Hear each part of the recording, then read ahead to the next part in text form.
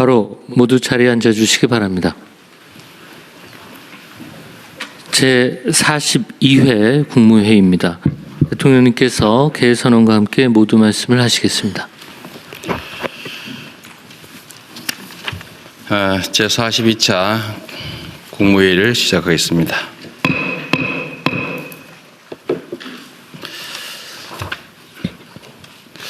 세종 회의는 처음인데 빨리 대통령 제2집무실을 지어가지고 세종으로 옮겨야 될 것 같습니다.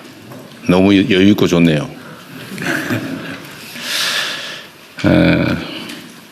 세종시는 지역 균형 발전의 상징 같은 곳이죠. 자, 우리 정부 출범 이후에 세종에서 처음으로 국무회의를 개최합니다. 오늘 이곳에 와보니까 말씀드린 것처럼 허허벌판이었던 세종을 오늘날의 모습으로 키워낸 우리의 성과, 그리고 이를 위해서 애쓴 여러 공직자 여러분들의 노고에 감사하는 마음이 듭니다. 공직자 얘기가 나와서 그런데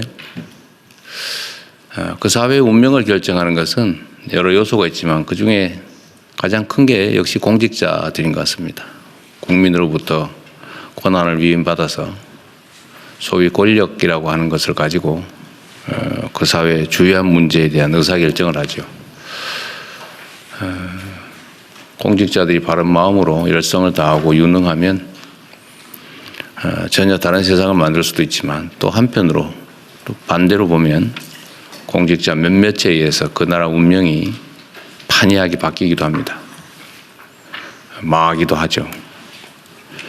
우리 세종의 모습을 보니까 지방 분권도 균형 발전도 어느 정도 진척이 있는 것 같고, 또 어쩌면 서울에서 근무하다가 이 세종으로 와서 자리 잡느라 애쓰시는 우리 대한민국도 균형 발전의 꿈을 현실로 조금씩 만들어가는 것 아닌가, 그런 생각이 듭니다. 대한민국의 현재 최대 과제는 지속 성장하는 것이고, 지속 성장의 가장 큰 토대는 균형 발전입니다. 과거에는 자원 부족 또는 기회 부족 때문에 부족한 자원을 한 군데다 집중 투자하느라고, 소위 불균형 성장 전략을 취하느라고 수도권 1극 체제가 됐습니다. 그게 뭐 상당한 효율을 가진 게 사실이죠.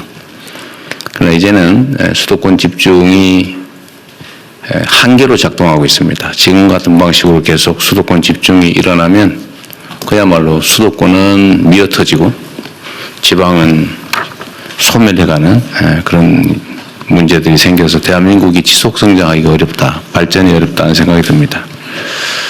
대한민국의 지속적인 성장 발전을 위해서 이제는 국가 균형 발전이 선택이 아니라 이제 운명이 됐다, 이렇게 생각이 듭니다.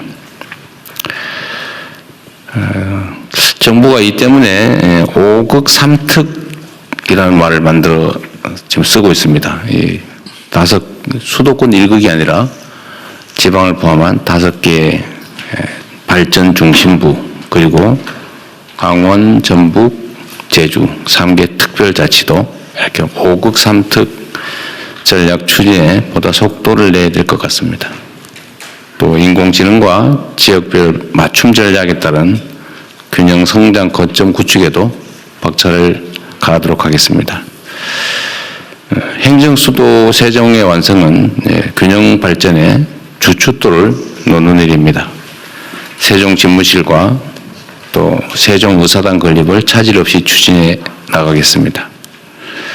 전국이 고르게 발전의 기회를 누리는 나라를 만드는 것이 지속 가능한 대한민국을 만드는 확실한 길이다라는 점을 다시 한번 말씀드립니다. 이번 주가 이제 청년 주간인 것 같습니다. 8월 고용 동향에 따르면 전체 고용률은 역대 최고치를 기록하고 있는데, 청년층 취업자는 16개월째 감소세를 나타내고 있습니다. 하반기 청년 고용 시장 전망 또한 현재로서는 결코 밝지가 않습니다. 우리 정부는 청년이 현장에 필요한 역량을 갖출 수 있도록 다층적인 지원 대책을 추진하고 노동시장 진입 장벽을 낮추는 일에도 최선을 다하겠습니다. 특히 미래 성장 동력 확충과 관련해서 청년 일자리를 확대하는 방향으로 정책 사업을 세심하게 추진해 주시기 바랍니다. 오늘은 우리 기업들에게 특별한 요청을 한번 드릴까 합니다. 한 아이를 키우기 위해서는 온 마을이 나서야 한다고 합니다. 청년 고용 문제 해결을 위해서는 정부뿐 아니라 기업의 노력도 필요합니다. 우리 정부는 기업들의 기업 활동을 원활하게 할 수 있도록 지원하기 위해서 최선을 다하고 있습니다.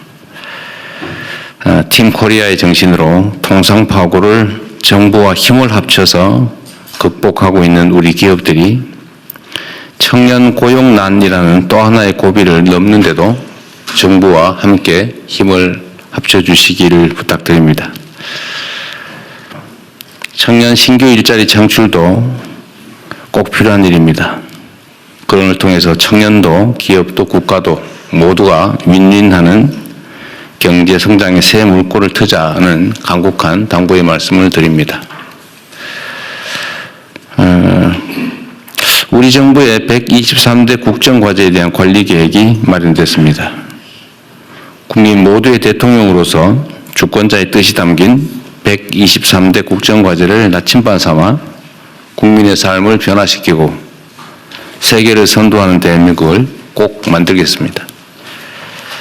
국정과제의 지속적인 점검, 보완, 이행에도 최선을 다하겠습니다. 우리 공직자 여러분께서도 주권자들이 부여한 시간을 2배, 3배 효율적으로 사용해서 대한민국의 더 나은 미래를 만드는 데 총력을 다해 주시도록 부탁드립니다. 이상입니다. 네, 이후에는 국무총리께서 진행해 주시겠습니다.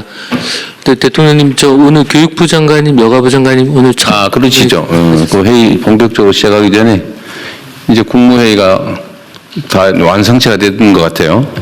우리 새로 함께 하시게 된 분이 지금 교육부 장관님, 여가부 장관, 공정위원장, 여가부 장관, 네, 공정거래위원장님, 금융위원회 위원장. 네, 이렇게 네 분이신가요? 다섯 분이십니다. 5분. 자, 그러면 장관님들부터 간단한 인사 말씀 한 번씩 할까요? 소감 삼아. 교육부 장관님부터 먼저 해주십시오. 이것도 직제 서열이 있죠? 네, 안녕하세요. 교육부 장관으로 임명된 최교진입니다.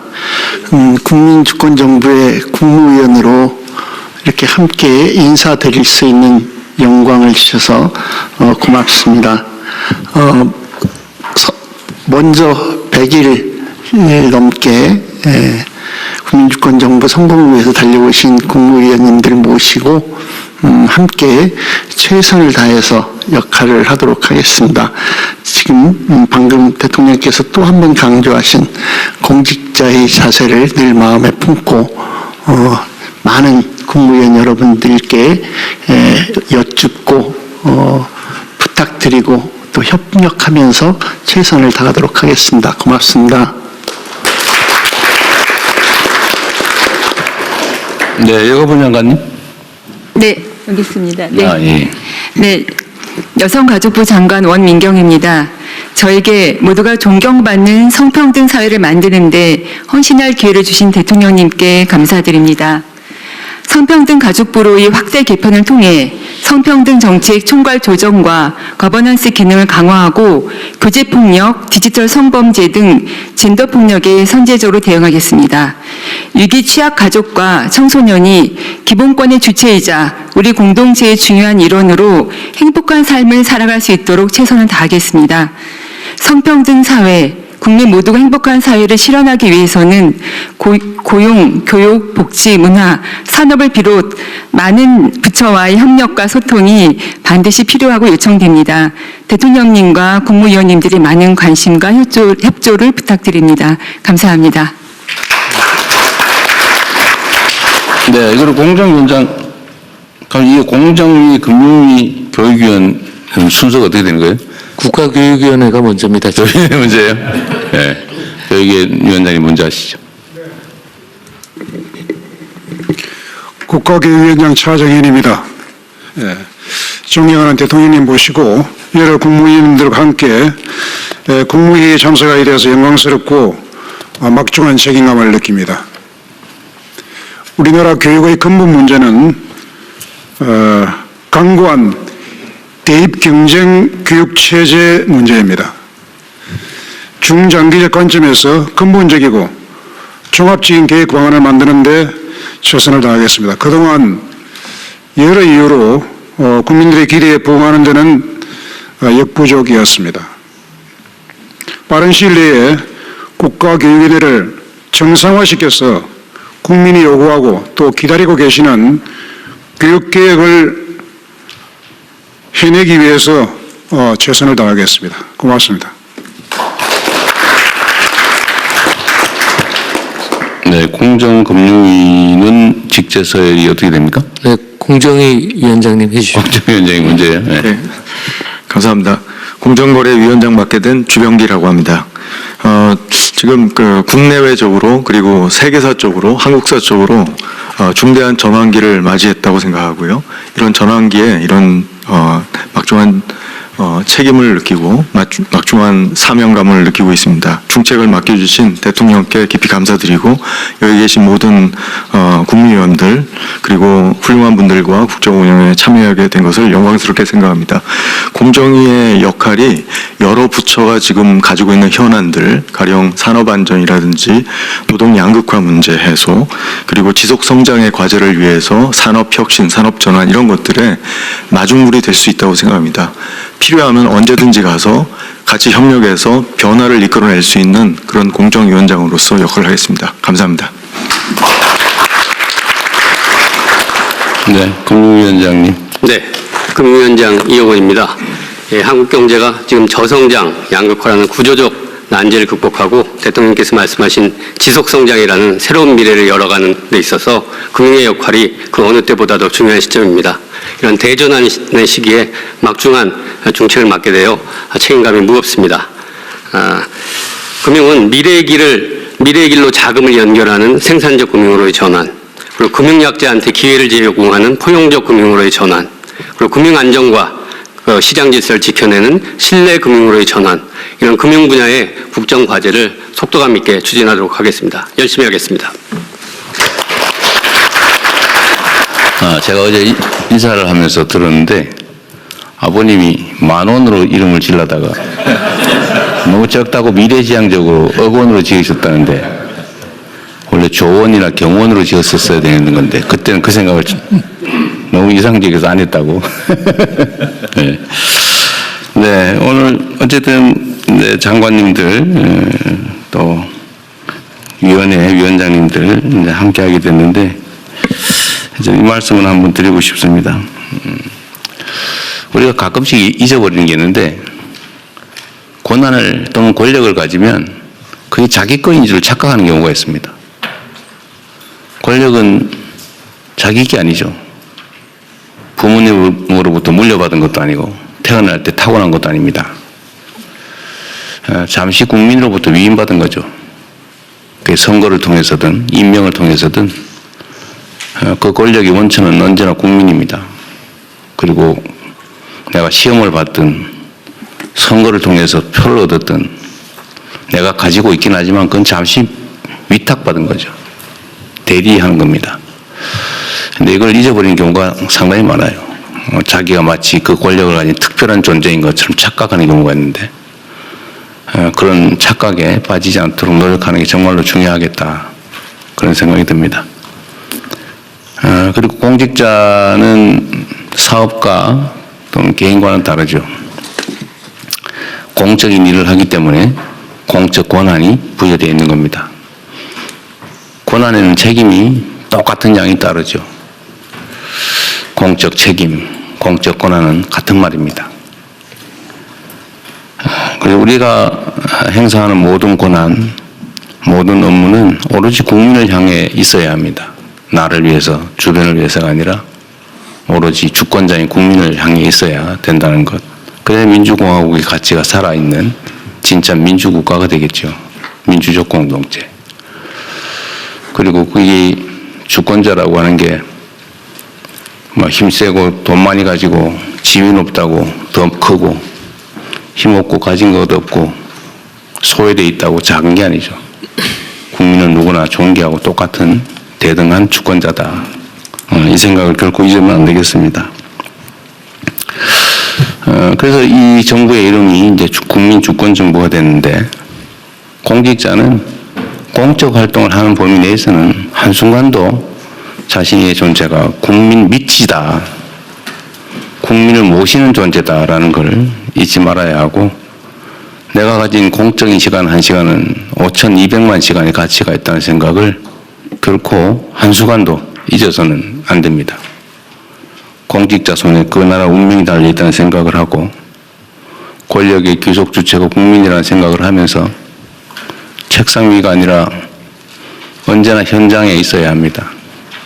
그리고 공급자 중심에 이 내 거니까 내가 시사하듯이 시혜를 베푸듯이 이렇게 일하는 게 아니라 언제나 수요자 중심으로 모시는 정신으로 권한 행사를 하고 의무 이행을 해 주시기 바랍니다. 공직자들의 태도, 공직자들의 마인드에 따라서 똑같은 조선에서 선조 때문에 수백만 국민이 죽기도 하지만 또 정조 때문에 동북아시아의 가장 번영된 나라를 만들기도 합니다. 공직자 한 사람의 몫이 그 사회의 운명을 결정하니까 정말로 적극적으로 능동적으로 행동해 주시길 바라고 특히 지휘하는 공무원들이 또 소속 공무원이 많이 있으니까 언제나 그 공무원들의 모범이 되시길 바랍니다. 잘 부탁드립니다. 네, 시작하시죠. 네, 현안 토의 순서를 갖겠습니다. 국가균형성장 방안에 대해서 지방시대위원장님부터 기재, 교육, 산업, 국토, 행안, 농림, 해수부 순서로 발제해 주시고 토의를 하겠습니다. 참고로 오늘 오후 국회에서의 대정부 질문 때문에 관련 장관님들이 혹시 시간이 조금 되면 먼저 자리를 드실 수 있다는 것을 먼저 양해 구합니다.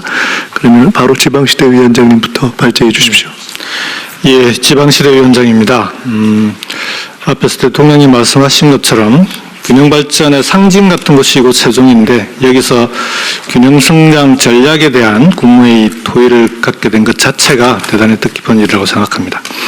5급 3특 국가균형성장 전략에 대해 보고드리겠습니다. 첫 번째, 추진 배경과 경과입니다. 수도권 1급 체제는 국가 전체의 경쟁력을 약화시키고 있습니다. 그래프를 보시면 비수도권에서 수도권으로 순유입된 인구가 2004년에 14만 명에 달했었습니다.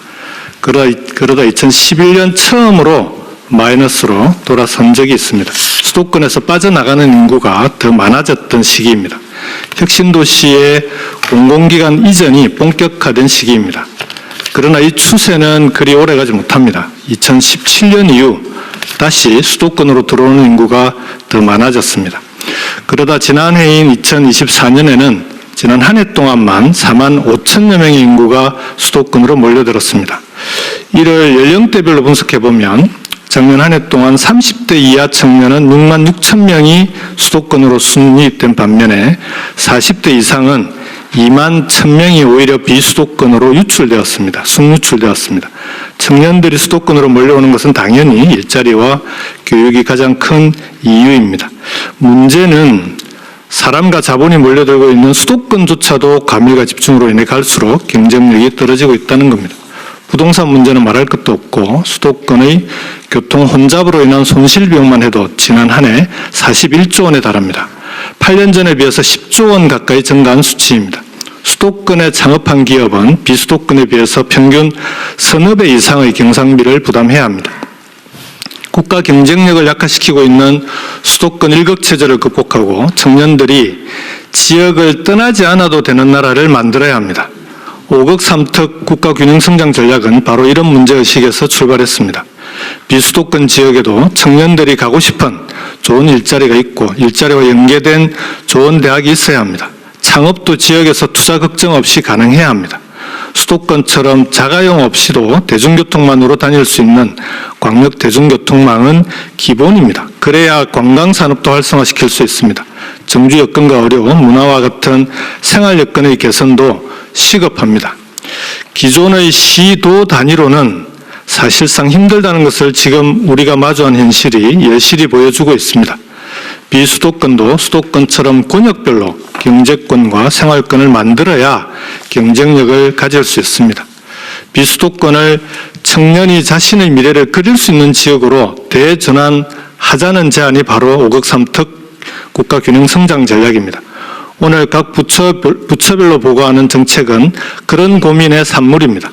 그동안 부처별로 분산되어 추진되던 과제들을 국정기획위원회 단계에서부터 지방시대위원회와 협의를 통해 5억 3특 권역별 경제권과 생활권, 행재정의 3개 범주로 묶어서 범정부 차원의 통합적인 전략과 이행과제를 만들었습니다. 이어서 5억 3특 국가균형성장 전략 주요 내용입니다. 기존 시도별 균등 배분 방식의 균형발전 정책을 초강력 단위의 집중과 연결로 전환했습니다. 경제와 생활, 행재정 3대 분야에 걸쳐서 11개 전략 과제와 36개 추진 과제, 129개 세부 과제로 구성되어 있습니다. 권역별 전략산업 육성과 인재 양성 방안, 광역 대중교통망 구축 등 5억 3특 균형성장 전략의 구체적인 내용은 제 보고 이후에 진행될 각 부처별 보고를 통해서 상세히 밝히도록 하겠습니다. 마지막으로 향후 추진 계획입니다. 9월 중에 개최될 제1차 지방시대위원회 회의에서 세부 과제를 확정하고 관계 부처와 함께 개별 프로젝트를 포함한 후속 조치들을 신속하게 추진해 나가겠습니다.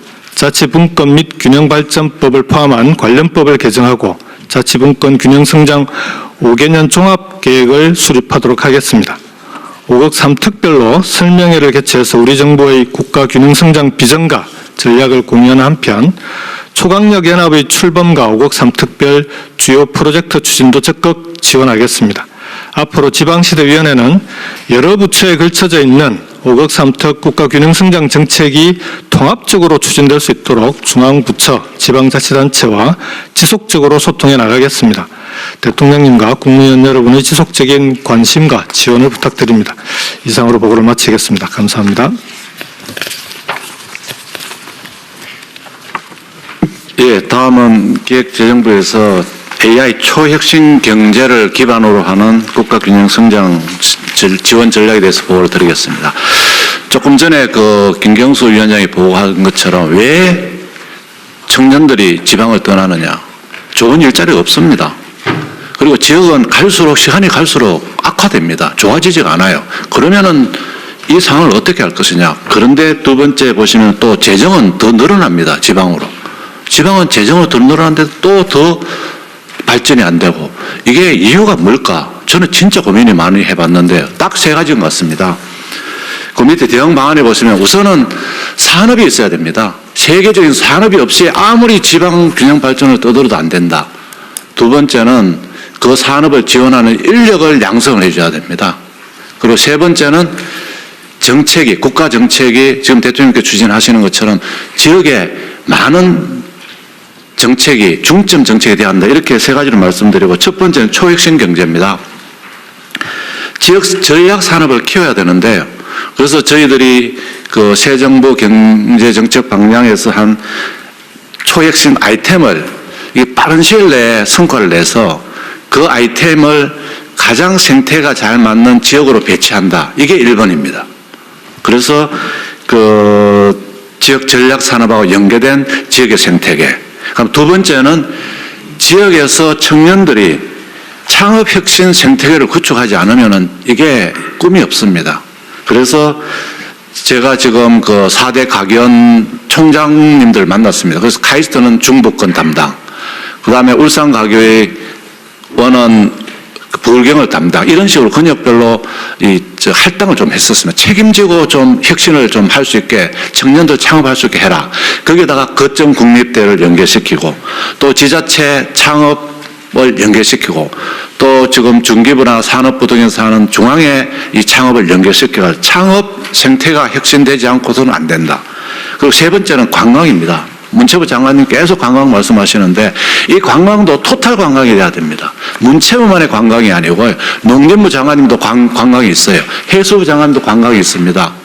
다 이런 토탈 관광이니까 관광지 조성은 문화부에서 하더라도 숙박, 교통, 음식, 쇼핑, 보는 거 이게 토탈로 패키지로 해서 내년에 2군데를 진짜 시범으로 지금 해보려고 생각하고 있습니다. 이런 식의 어떤 전략이 있어야 된다. 두 번째는 인재 양성입니다. 특히 대학을 지역 전략 산업과 연계한 인력 공급하는 전초기지로 확실하게 전환을 해야 됩니다. 그래서 어떤 생각을 가지고 있냐면요. 지역에 있는 거점 국립대는 국가가 하는 거니까 모든 학과가 다 있습니다. 그런데 사립대는 특성화를 해야 됩니다. 나는 뭐에 특성화하겠다. 그러다 보면은 일반과를 빼야 됩니다. 일반과를 다 한꺼번에 안 되면. 그래서 일반과는 거점 국립대가 학점을 따면 되는 학점 공유 시스템을 만들려고 해서 지역에 맞는 인력을 확실하게 공급하는 게 하나가 있고요. 두 번째는 AI 인재 양성을 해야 됩니다. 그래서 특히 청년들을 다 AI 교육을 받는데 다 초청을 해서 6개월 또는 1년 반, 2년을 교육을 시켜서 이 청년들이 지역의 그 혁신 아이콘으로 이렇게 나서게 하는 게 그게 하나 되고요.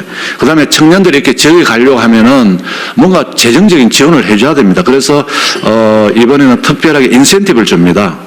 비수도권 소대 중소기업에 취직하는 청년에 대해서는 일반 비수도권은 480만원. 그 다음에 그 인구 감소 지역 중에서 우대 지역은 600만원. 그리고 특별하게 더 인구 감소되는 그 특별 우대 지역은 720만 이런 식으로 해서 지금 하려고 하고요. 그다음에 지역 고용 활성화법을 만들어가지고 지역 주도로 지자체의 실정에 맞는 고용 정책을 수립하도록 지원해 줘야 됩니다. 그래서 지금 이제 고용부에서 이 법을 내년 초에 만들게 되면은 이걸 하는데 더 예산을 집중적으로 배분할 계획을 했다는 말씀을 드리겠습니다. 그리고 세 번째는 지역 우대 정책입니다.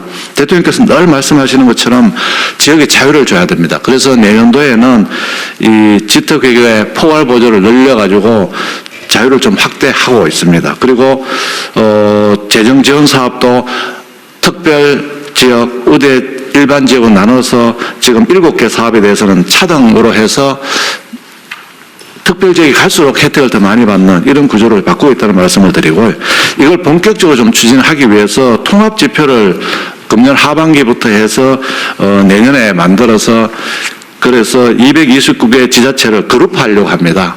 요 지역은 특별 우대 지역, 요 지역은 우대 지역, 요 지역은 일반 지역으로 해서 그래서 거기에 맞게 재정을 차등 지원하고 특별 지역은 더 많이 지원하도록 합니다. 세제도 마찬가지입니다. 세제도 지방 이전 기업에 대해서는 낙후도 지역에 따라서 그 감면 기간을 다르게 차등화하려고 합니다. 예타도 마찬가지입니다. 예타도 지역 사업에 대해서는 지역 성장 이 전략에 얼마나 맞느냐에 따라서 그 사업은 경제성이라든지 그 다음에 정책성이 좀 떨어지더라도 과감하게 이 탄착점을 형성해서 지역이 발전하도록 하려고 합니다. 그래서 종합적으로는 초혁신 산업, 그걸 뒷받침하는 인력, 이걸 지원하는 정부의 차등 정책, 이 3박자가 갖춰져야지만 그나마 지역이 좀 발전할 수 있지 않을까 이런 생각을 가지고 기획재정부에서는 이런 방향으로 정책을 확실하게 좀 추진해 나갈 계획입니다. 이상입니다. 네. 제가 하나만 좀 공고라 그럴까 의견을 하나 내겠습니다.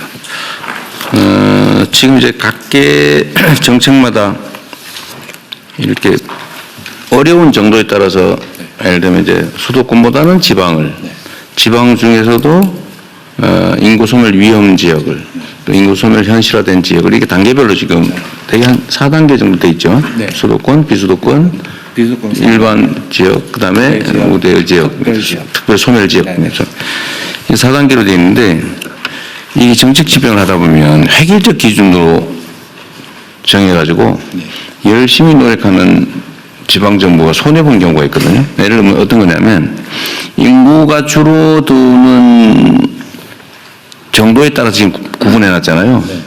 근데 예를 들면 제가 자꾸 이 예를 들어서 좀 그러긴 한데 신안이 군으로만 구성되어 있는 지방 기초정부인데 거기가 인구가 다시 늘고 있단 말이에요. 근데 거기는 원래 가장 나쁜 어려운 지역인데 늘어난 이유는 해당 지역 지방정부가 노력을 해서 그러니까 태양광 발전하는 거에 일정 수입을 지역 주민들한테 배당을 하고 이게 계속 늘어날 가능성이 있으니까 자꾸 이사를 들어오는 바람에 인구가 늘어나잖아요. 근데 여기는 인구가 늘어나니까 라고 분류하면 안 된다. 알겠습니다. 예를 들면 그러니까 이게 예. 객관적 상황에 따라서 지원 규모를 정해야지 그냥 현상만 보고 그래서 열심히 노력한 데가 피해 보지 않도록 알겠습니다. 각별히 예. 기준을 잘 만들어달라. 객관적 합리적 알겠습니다. 기준을. 대통령께서 말씀하신 사항은 일단 현상을 가지고 저희들이 차정 지원하면서 노력하는 데 대해서 더 네, 가지고 네. 더 더 줘야지 네, 노력해서 그렇게 개선됐다고 불이익 주면 안 된다고 말이죠. 알겠습니다. 네, 네, 네. 저도 잠깐 한 말씀 해도 네, 네, 그러세요. 그 우리 기재부 장관님, 그 부총리 말씀 주신 내용 중에 그 여기서는 아니어도 예타 제도에 대해서 좀 그 전체적인 국가계획이 수립되고 지방균형 여러 가지 진행이 되는데 실제 매우 구체적인 사업에서는 사실상 예타 제도를 통과해야만 하는 문제가 끼어 있거든요.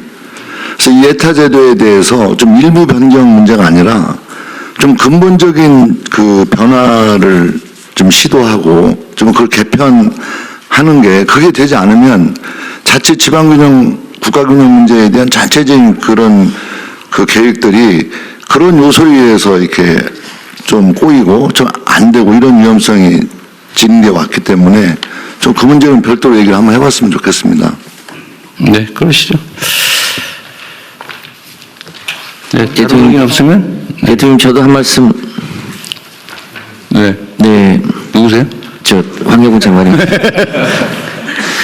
지방에 좋은 일자리를 많이 만드는 것을 여러 가지 고민을 해봐야 됩니다만 우선 좋은 기업에 청년 고용을 늘리는 데 인센티브를 확대할 필요가 있다고 봅니다.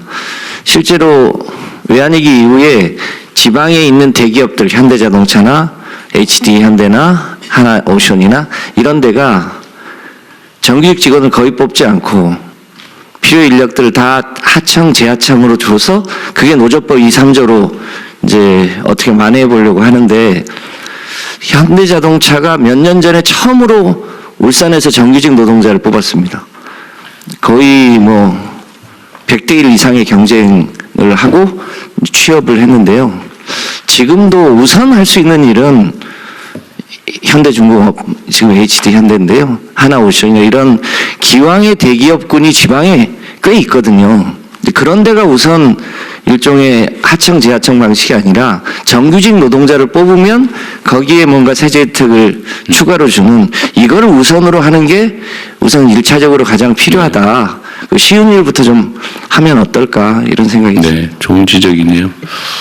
그래서 우리가 지금 기업의 문화가 바뀌어서 그런데 전에는 다 좋은 자원을 뽑아서 교육 훈련 시켜서 이제 썼는데 요즘은 교육 훈련을 자기들이 안 하고 세상에 힘든 데서 굴러서 막 고생해가지고 역량이 생기면 이제 경력직으로 뽑아버리잖아요.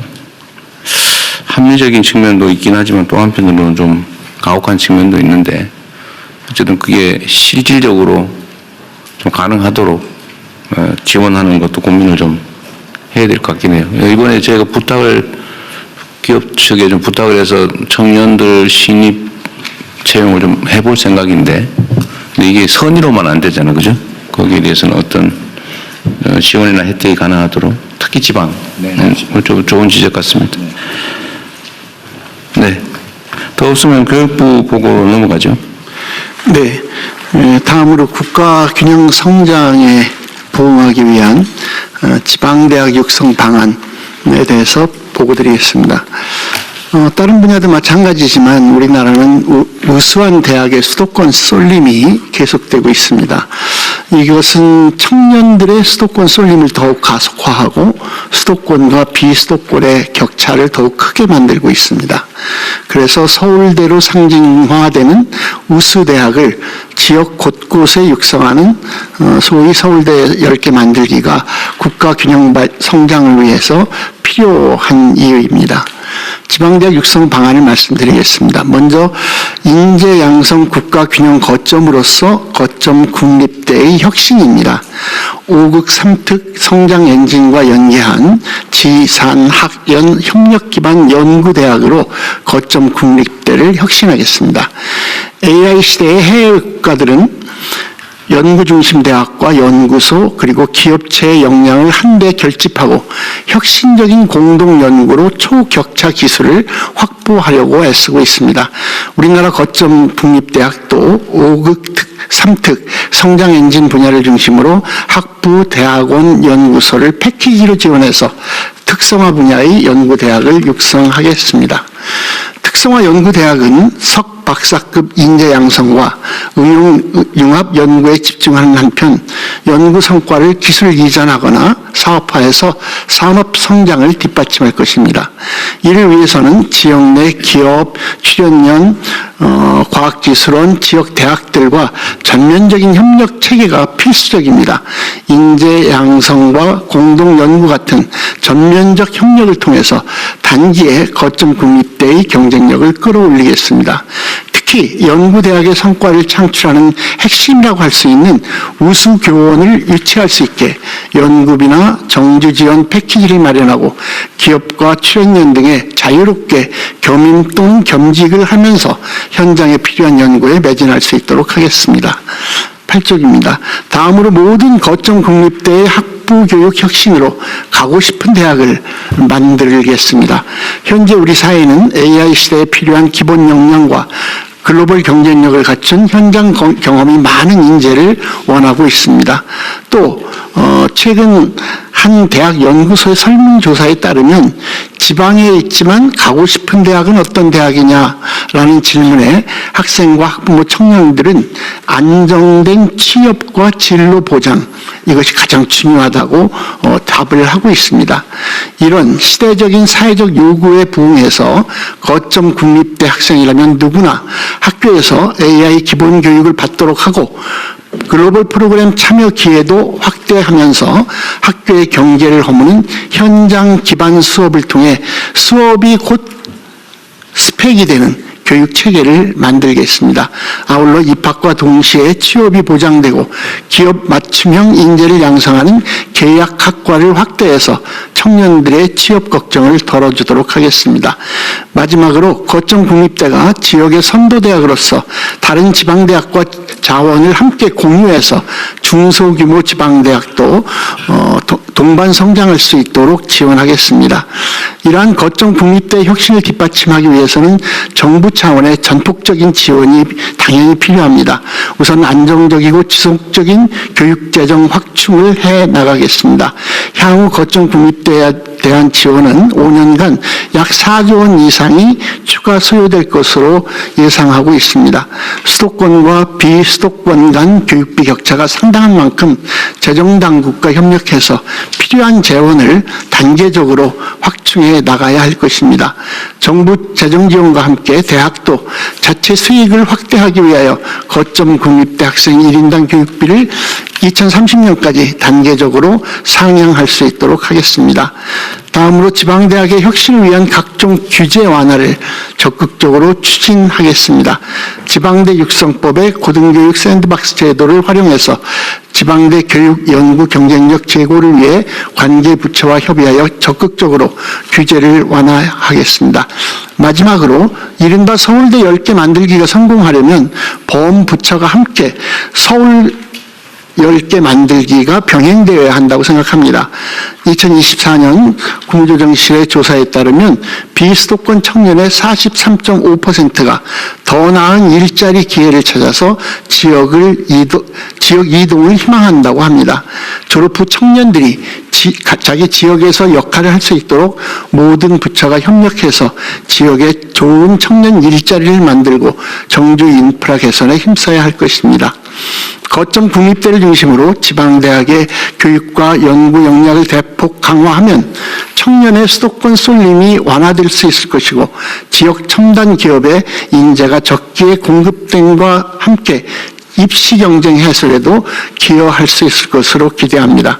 교육부는 관계 부처와 적극 협력해서 지역 성장을 뒷받침하는 거점 국립대를 육성하고 국가 균형 발전에 기여할 수 있도록 최선을 다하겠습니다. 이상 보고를 마치겠습니다. 고맙습니다. 그 교육부 장관님하고 교육위원장이 다 지방 출신이죠? 네. 왜 지방 출신을 교육장관과 교육위원장을 했을까 생각해 보셨죠? 네, 생각을 많이 해봤습니다. 우리 교육위원장님 말씀을 간단히 한번 들어보도록 하겠습니다. 이 문제에 대해서. 네, 부산에서 고민을 많이 장관님께서 중요한 말씀 다 하셨는데요. 저는 이제 그 모든 부처에서 결국 국가 균형 발전의 핵심이 그 인재와 기업으로 나타납니다. 지금 기업에는 많은 관심을 가지는데 거기서 일할 인재에 대해서 생각을 가끔씩 놓치는 수가 있다고 봅니다. 거기서 일할 사람이 누구인가를 생각해 보셔야 됩니다. 지금 이제 수도권 대학에서 졸업을 하면은 이른바 취업 난방 한계성이 판교다 이런 말이 있습니다. 그래서 지역 기업의 첨단 기업이나 대기업들이 채용, 그 부분에서 큰 어려움을 겪고 있기 때문에 그 점에 좀 집중해서 여러 가지 방안을 생각하고 있습니다. 네. 이거 뭐 현상이야 우리가 다 이해하고 있는데 대책이 뭐냐 언제나 실현 가능한 실효성 있는 대책이 뭐냐가 중요하겠죠. 뭐 연구 고민을 많이 해주시고요. 어쨌든 대학원 연구기관뿐만이 아니라 초중고 교육 여건을 어떻게 만드냐도 매우 중요하지 않을까 싶네요. 네, 그렇습니다. 예, 대통령님 지방시대 위원장입니다. 네. 이쪽입니다. 이쪽이라 그러면 어차피 안 돼. 어느 쪽인지 모릅니다. 교육부 장관님께서 잘 정리를 해주셨는데요. 국정기획위원회에서 협의할 때부터 서울대 10개 만들기를 교육부의 고유 사업이 아니라 균형성장과 관련된 사업이다라는 걸 여러 번 협의를 통해서 이제 지금까지 여기까지 정리가 되어 왔는데요. 교육부 차원에서는 잘 정리가 된 것 같은데 문제는 이제 현장에 대학들 내려가 보면 교육부 사업만 있는 게 아니라 여러 부처의 사업들이 중복되는 것들이 되게 많습니다. 예를 들면 산업부의 첨단산업 특성화대학 사업도 있는데 이것도 교육부가 진행하는 지금 서울대 10개 만들기나 라이즈 사업하고 비슷한 측면이 있고요. 과기부도 또 과기원뿐만 아니라 관련된 R&D 사업을 가지고 대학과 연계된 사업들이 많이 있고 중기부도 창업 관련된 지원 사업들이 여러 개가 이렇게 많이 중복되고 걸쳐 있는 게 많아서 이 부분은 서울대 10개 만들기를 매개로 한 전략산업과 그에 필요한 인재 양성 프로젝트를 관련 부처들이 좀 통합적으로 논의하고 정리해 나갈 수 있는, 중복을 정리해 나갈 수 있는 그런 체계가 좀 하나 필요하지 않을까. 그 부분에 대해서 한번 좀 논의해서 체계를 만들 수 있도록 했으면 좋겠다는 건의를 드립니다. 네, 한 말씀만 드려도. 네, 말씀하시죠. 저희가 이 주제를 가지고 공부하면서 교육부 직원들에게 그렇게 여쭤봤습니다. 그동안 과거 정부에서도 계속해서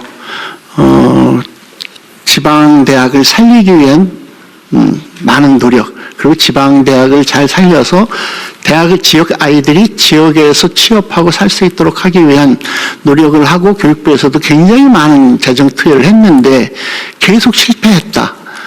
근데 이번에는 성공할 수 있다는 자신감, 그 근거가 뭐냐 이렇게 담당 국장에게 여쭤봤는데 그랬을 때 바로 나온 대답이 바로 지금 위원장님께서 말씀하신 과거에는 교육부 혼자 했다면 이번에는 교육부가 한 분야를 맡고 국가 전체가 여러 부서가 함께 힘을 모아주는 것이 가장 큰 힘이다.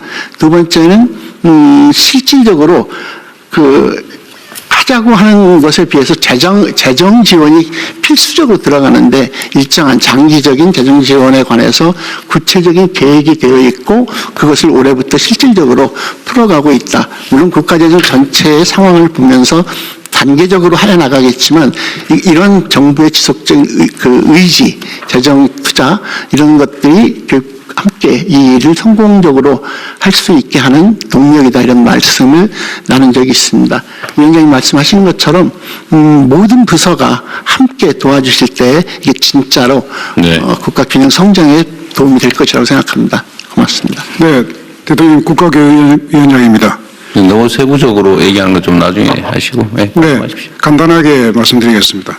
우선 빠른 속도로 동원할 수 있는 수단이 공공기관 지역인재 채용제도인데요. 지방대 육성법은 교육부가 담당하고 있고 혁신도시법은 국토부가 담당하고 있습니다. 이것을 합리화하면 지역인재의 수도권 쏠림을 막을 수 있는 강력한 빠른 수단이 됩니다. 두 번째로는 의대의 경우에 지금 지역인재 전형 의무 비율이 2000년도까지 30%였습니다. 근데 그 뒤에 이제 가령 부산대학교의 경우는 제가 취임한 이후에 바로 80%로 올렸거든요. 그런데 아무 문제 없이 잘 작동되고요. 그 아이들은 수도권으로 빠져나갈 가능성이 거의 없습니다. 네, 그래서 의료계에서 크게 환영하는 그런 수단이 있고요. 네. 지역에 많은 대학병원을 가진 대학들이 바로 쓸 수 있는 수단이고, 또 하나는 인재 양성과 인재 인재 유치도 중요한데, 인재 특히 석학들의 유출을 막는 것도 굉장히 시급합니다. 가령 중국 같은 경우에는 천인 계획이라고 해서 연봉 3배 정도를 제시하면서 뽑아가고 있는데 방어할 수 있는 수단이 없습니다. 그런데 우리나라의 경우는 석좌 교수제도, 석학 교수제도까지도 65세 정년이 묶여서 65세가 되면은 석좌 교수도 대학을 떠나야 됩니다. 그런 문제, 그런 규제부터 풀어서, 그리고 풀고 또 대우를 높이고 해서 석학들을 국내에 그대로 남아서 연구할 수 있도록 하는 것이 좀 시급합니다. 네, 그런 것들을 포함해서 교육위원회가 할 수 있는 일들을 나중에 정리를 한번 하십시오. 네, 정리를 한번 하시고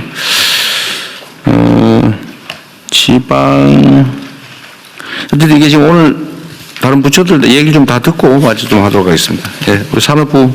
네. 지역 균형의 성패는 지역이 성장 엔진을 제대로 장착하느냐가 달려 있습니다. 먼저 막중한 책임감과 사명감을 느끼면서 5국 3특 성장 엔진 육성에 대해 보고 드리겠습니다.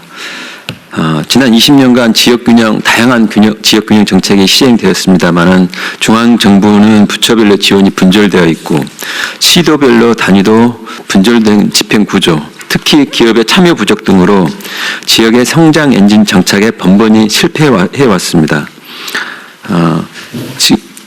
중간을 좀 생략을 하고요. 과거 정부에서도 광역경제권 육성 시도는 여러 번 있었습니다. 하지만 중앙정부가 주도하면서 지역의 협력을 얻지 못했다거나 권역 내 지자체 간 합의를 이끌어내는 데 큰 어려움을 겪었습니다. 다양한 재정 투입 등 오늘 나온 지방 인재 유치, 재정 투입 다양한 육성책들이 이미 있었습니다만은 무엇보다도 기업 투자 유치로 연결되지 못하는 한계도 있었습니다. 이와 같은 것들을 고려해서 이번 5국 3특 전략은 다음 사항을 중점에서 고려하고자 합니다. 첫째, 기존 시도 행정구역 단위로는 한계가 명확해진 만큼 규모의 경제가 가능한 산업기관과 경제활동을 연계한 초광역권 중심으로 전략산업을 지정 육성하겠습니다. 둘째, 실질적 성과가 창출될 수 있도록 일단 지역의 자율성을 발휘하고 특히 민간 기업이 적극 참여하는 거버넌스를 구축 운영하겠습니다.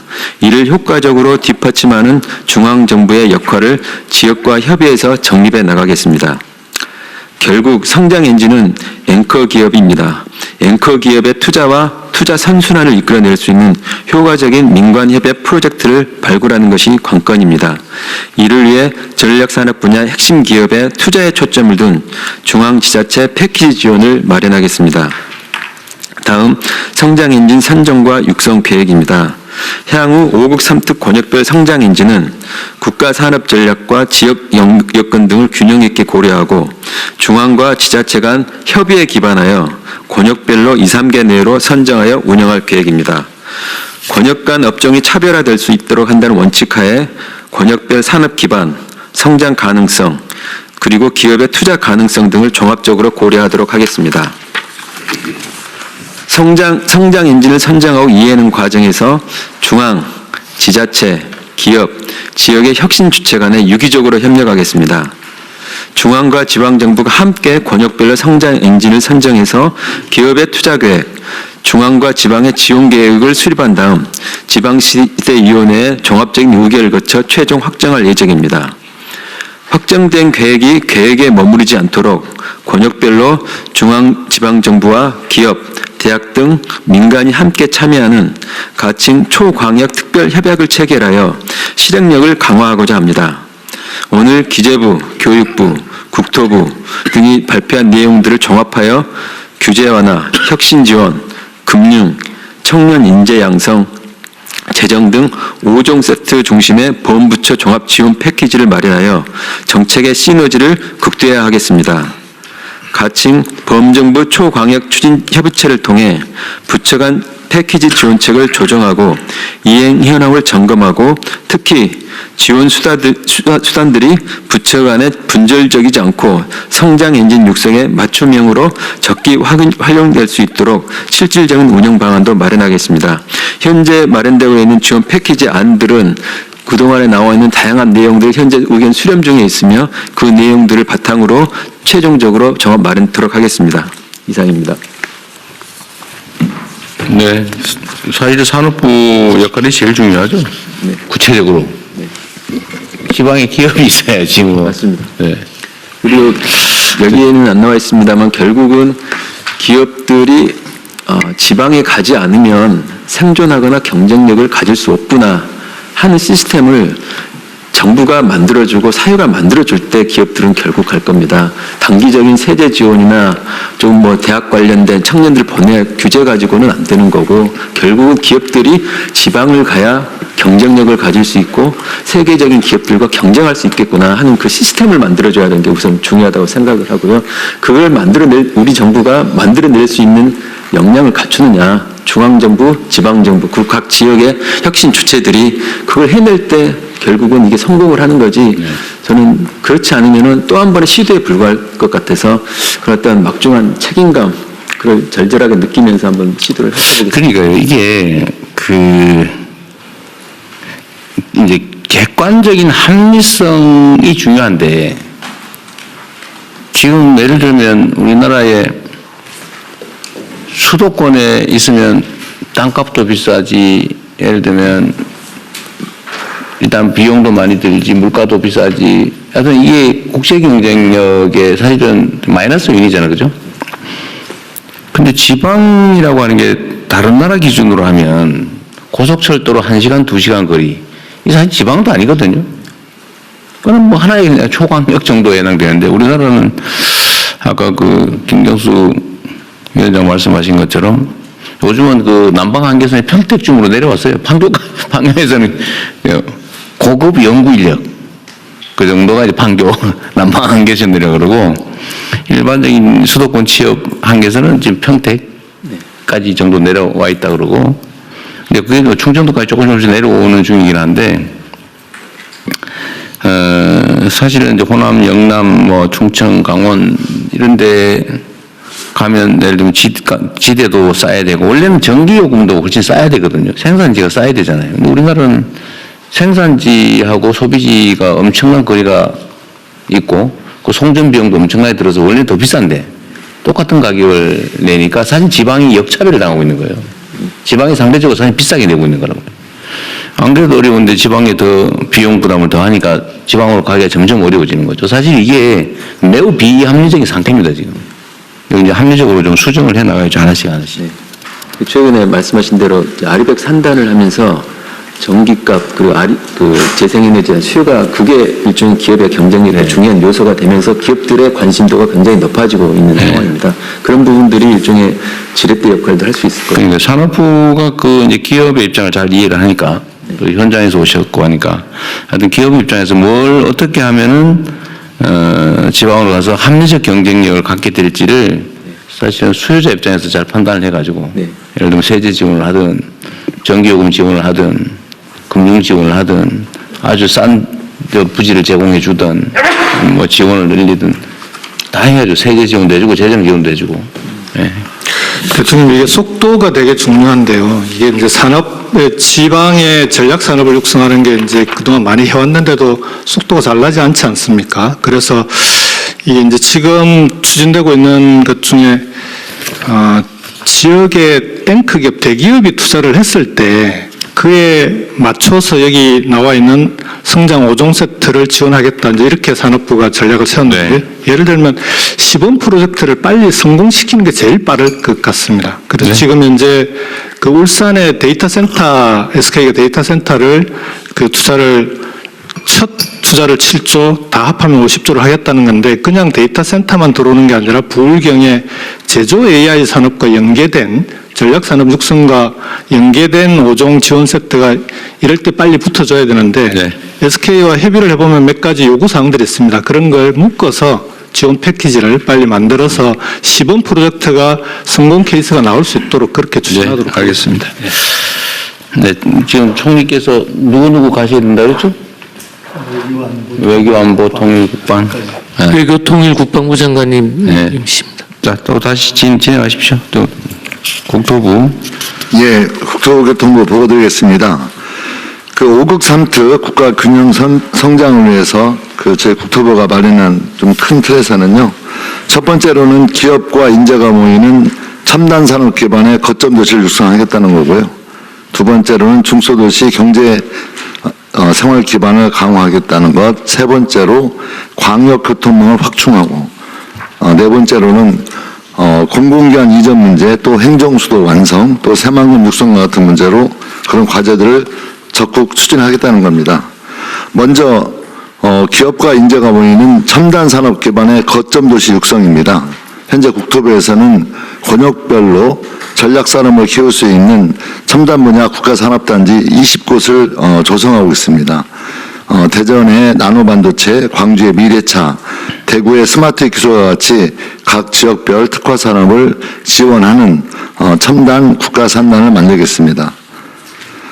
또한 이렇게 조성되는 국가산단은 AI 인프라라든가 알리백 전환의 베이스 캠프가 되도록 하겠다는 거고요.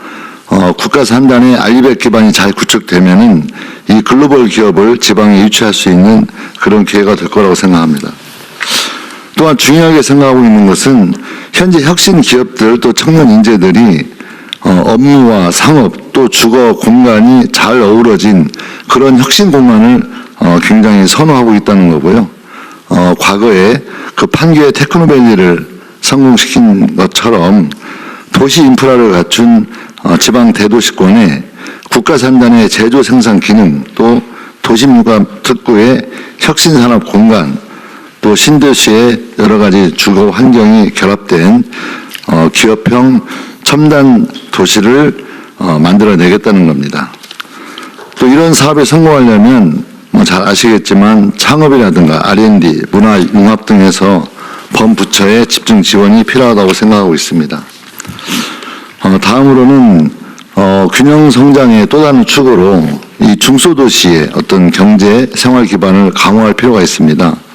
지난 20년 동안 인구 5만 명에서 20만 명 정도의 중소도시가 크게 줄어들어서 지금 인구 5만 명에도 미치지 못한 그런 많은 도시들이 지금 문제가 되고 있고요.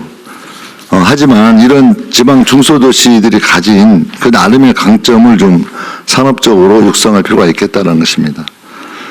김제시에서 했던 이삿짐 사다리사 같은 특장차 분야에 대해서 투자 선도적으로 지정해서 세제 혜택이라든가 기반 시설을 지원해서 성공한 사례가 있기 때문에 이런 사례를 기반으로 해서 인구가 줄어드는 이 도시들이 연합해서 좀 기본적인 생활이 좀 될 수 있도록 돌봄이라든가 의료, 문화, 교통 등 좀 각각 역할을 나누어서 융합한다면 좀 더 좋은 중소도시의 어떤 발전 모델을 만들 수 있겠다고 생각하고 있습니다. 또 이 서울과 수도권이 상당히 지금도 많이 부족하지만 그래도 촘촘한 이 광역 교통망이 상당히 세계적인 도시로 성장하는데 큰 밑거름이 되었다고 판단하는데요. 이 지방에도 광역 교통망을 적극적으로 확충하는 게 중요한 과제라고 생각하고 있습니다. 뭐 예를 들면 충청권 광역 급행철도가 만들어지게 되면 대전청사 또 세종청사 또 청주공항 이렇게 해서 상당히 빠른 시간대로 이동할 수 있고 사실상 하나의 도시로 성장할 수 있는 그런 거점 도시로 육성될 수 있다고 생각합니다. 또 지방 광역권에도 이 수도권처럼 방사형 순환 도로망을 추진해서 뭔가 사람과 물리 이동이 빠르고 편리하게 이동할 수 있도록 만들어내겠다는 거고요. 지역의 관문 공항이 될 수 있는 가덕도라든가 대구 경북의 신공항 이런 것들에 대해서 지자체와 잘 협의해서 신속하게 추진할 수 있는 기반을 만들겠습니다. 여기에 이제 문체부와 같이 함께 한다면 이 지역 관광 자원을 활용한 관광 상품도 개발해서 더욱더 성장할 수 있는 기반이 만들어질 수 있다고 생각합니다.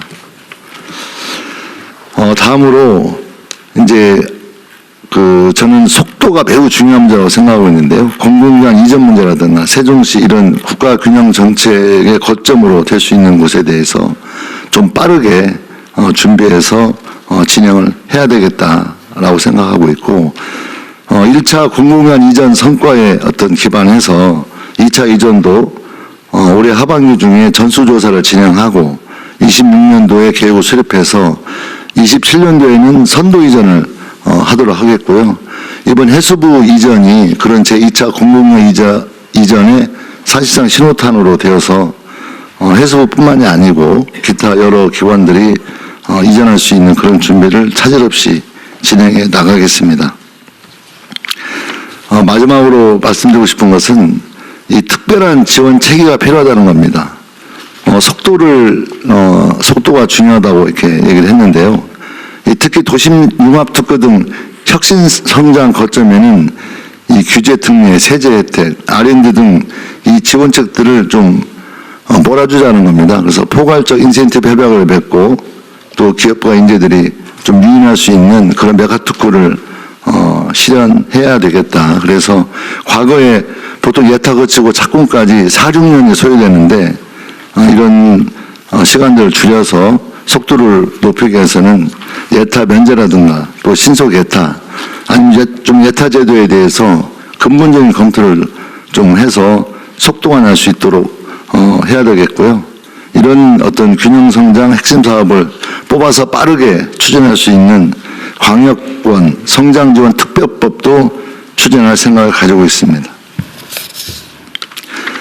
현재 수도권과 지방의 인프라가 굉장히 크지만 이 예타 제도에는 상당히 많은 문제가 있습니다. 그래서 현재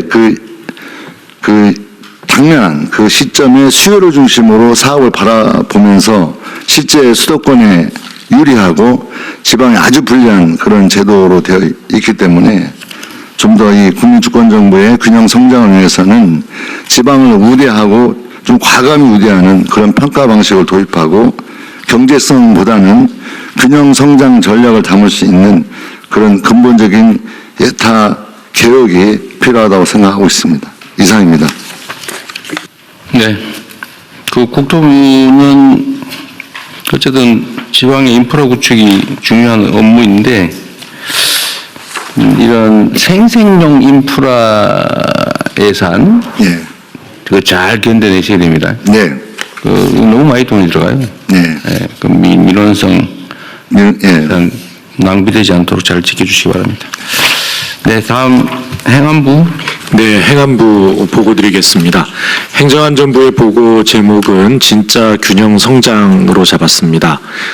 진짜 균형 성장은 역대 정부의 균형 성장이 한계가 있었다는 인식하에 이재명 정부의 균형 성장 정책은 반드시 성과를 내야 한다는 의지를 담고 있습니다. 이를 위해서 지방 자생력 강화, 또 지방 소멸 위기 극복, 지역사회 연대 회복의 세 가지 축을 중심으로 보고 드리겠습니다. 먼저 지방 자생력 강화입니다. 5급 상특에 대해서 많이 설명을 해주셨는데요. 5급 상특 구현을 위한 제도적 기반을 강화하겠습니다. 5대 초광역권 특별지방자치단체를 활성화하기 위해서 사무 이양 요청 등 권한을 확대하고 또 국가공무원 파견과 또 소속 행정기관 설치를 허용하는 등의 이 적극적인 추진을 하겠습니다. 또 전북, 강원, 제주 등 3개 특별자치도는 특화 발전에 필요한 특례를 지속적으로 확대하고 주민들의 의사에 기반한 행정체제 개편도 지원하겠습니다. 아울러 행정통합, 특례시 지원, 컴팩트시티 육성 등 지역 거점 육성을 위한 노력도 지속하겠습니다. 다음은 그리고요, 지자체의 정책 결정과 집행에 대한 권한 강화도 매우 중요합니다.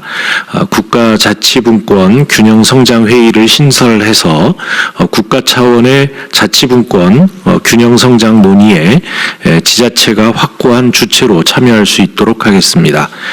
그리고 사무의 일괄 이양, 행정입법에 의해서 자치입법권 침해 방지도 적극 추진하겠습니다. 이와 더불어서 지방재정 확충과 자율성 확대를 위해서 현재 75대 25 수준의 국세 대 지방세 비율을 7대 3까지 개선해 나가고 20여 년 가까이 19.24%에 머무르고 있는 지방교부세 법정 비율을 단계적으로 상향 하는 한편 국고 보조사업 혁신 등도 관계부처와 적극 협의해 나가겠습니다. 다음 페이지입니다. 현재 심각해지고 있는 지방 소멸 위기 극복에 대해서도 말씀드리겠습니다. 먼저 대통령님께서도 여러 차례 말씀하셨습니다만 수도권과의 거리 등을 고려한 차등 지원 통합 지수 개발을 11월까지 완료해서 각 부처가 활용할 수 있도록 하겠습니다. 또 지방세 감면도 수도권보다 비수도권과 인구 감소 지역이 더 혜택을 받을 수 있도록 재설계하겠습니다. 여기서 간단히 또 말씀드릴 것은 아까 신안군 예를 드셨지 않습니까? 네.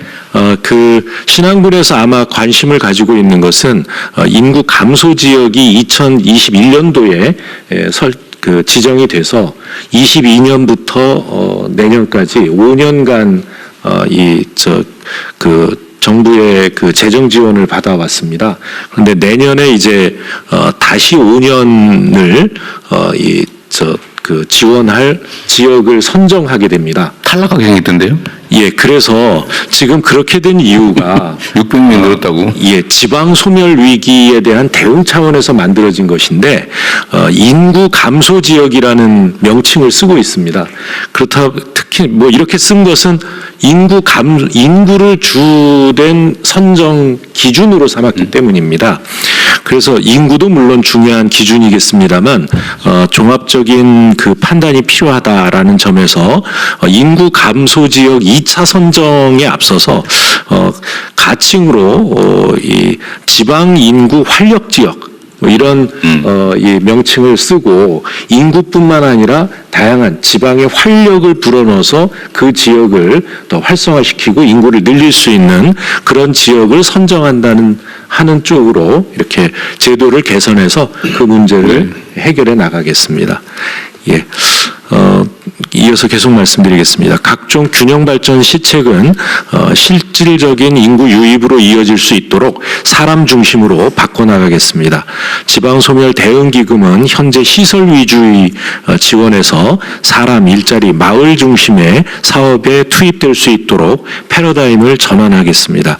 또한 국토부와 협업해서 주거, 일자리, 돌봄, 또 뭐 문화라든가 이런 생활 인프라가 연계된 새로운 개념의 공공주택 사업으로 이런 그 인구 감소 지역, 인구 활력 지역을 대상으로 가칭 주민 행복 마을 사업도 계획 중에 있습니다.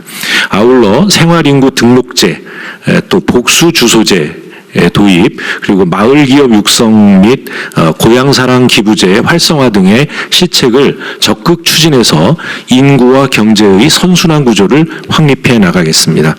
특히 특히 청년 인구의 지역 유입과 정착을 위해 청년들이 지역 내 유휴 공간이나 지역 특산물 등 지역 자원을 활용해서 새로운 삶을 실험해 볼 수 있는 그런 청년 마을도 지속 지원하고 청년층이 운영하는 청년 마을 기업에 대한 지원도 확대하겠습니다. 마지막으로 균형 성장의 지속 가능성을 확보할 수 있도록 지역사회 연대의 회복을 지원하겠습니다. 주민자치회의 제도화와 읍면동장 주민 선택제 도입 등 주민 참여에 기반한 자치를 강화하겠습니다. 아울러 지난 정부에서 많이 위축되었던 사회 연대 경제 활성화를 위해서도 행안부가 필요한 역할을 충실히 수행하겠습니다. 이상 보고를 마치겠습니다. 네, 수고하셨고요. 마지막 그 말씀하신 거, 소위 사회적 경제 부분을 전임 정부에서 엄청나게 지금 축소시켜 놨잖아요, 그죠? 네, 그렇습니다. 이걸 빨리 복구를 해야 되는데 구체적 대책이 좀 있어요? 이 사회적 경제 담당은 어느 부처예요? 지금 기획재정부와 행정부 주무부서가 있을 거 아니에요? 이 정책의 주무부서가 분산돼 있나요? 저희들은 총괄하는 부서고 사회적 경제는 어디가 노동부에서도 일부 하고 있습니다. 네, 분산돼 있죠. 네네네. 이거 주무부처에 정해야 될 것 같은데. 이게 이제 지금까지는 기획재정부가 주도를 해왔고요. 이번에 그 국정과제 논의하는 과정에 행정안전부하고 공동으로 주관을 하도록 했는데, 그렇게 된 이유는 이 사회연대경제가 정책은 중앙에서 정하지만 대부분의 일들이 지방자치단체에서 이루어지고 있습니다. 예, 그래서 그러한 점을 고려해서 이 지방을 좀 더 활성화시키고 지역의 공동체를 작동할 수 있게 하는 그런 이게 성격이 너무 다양해서 노동부 장관 뭐 하신 말씀 있어요?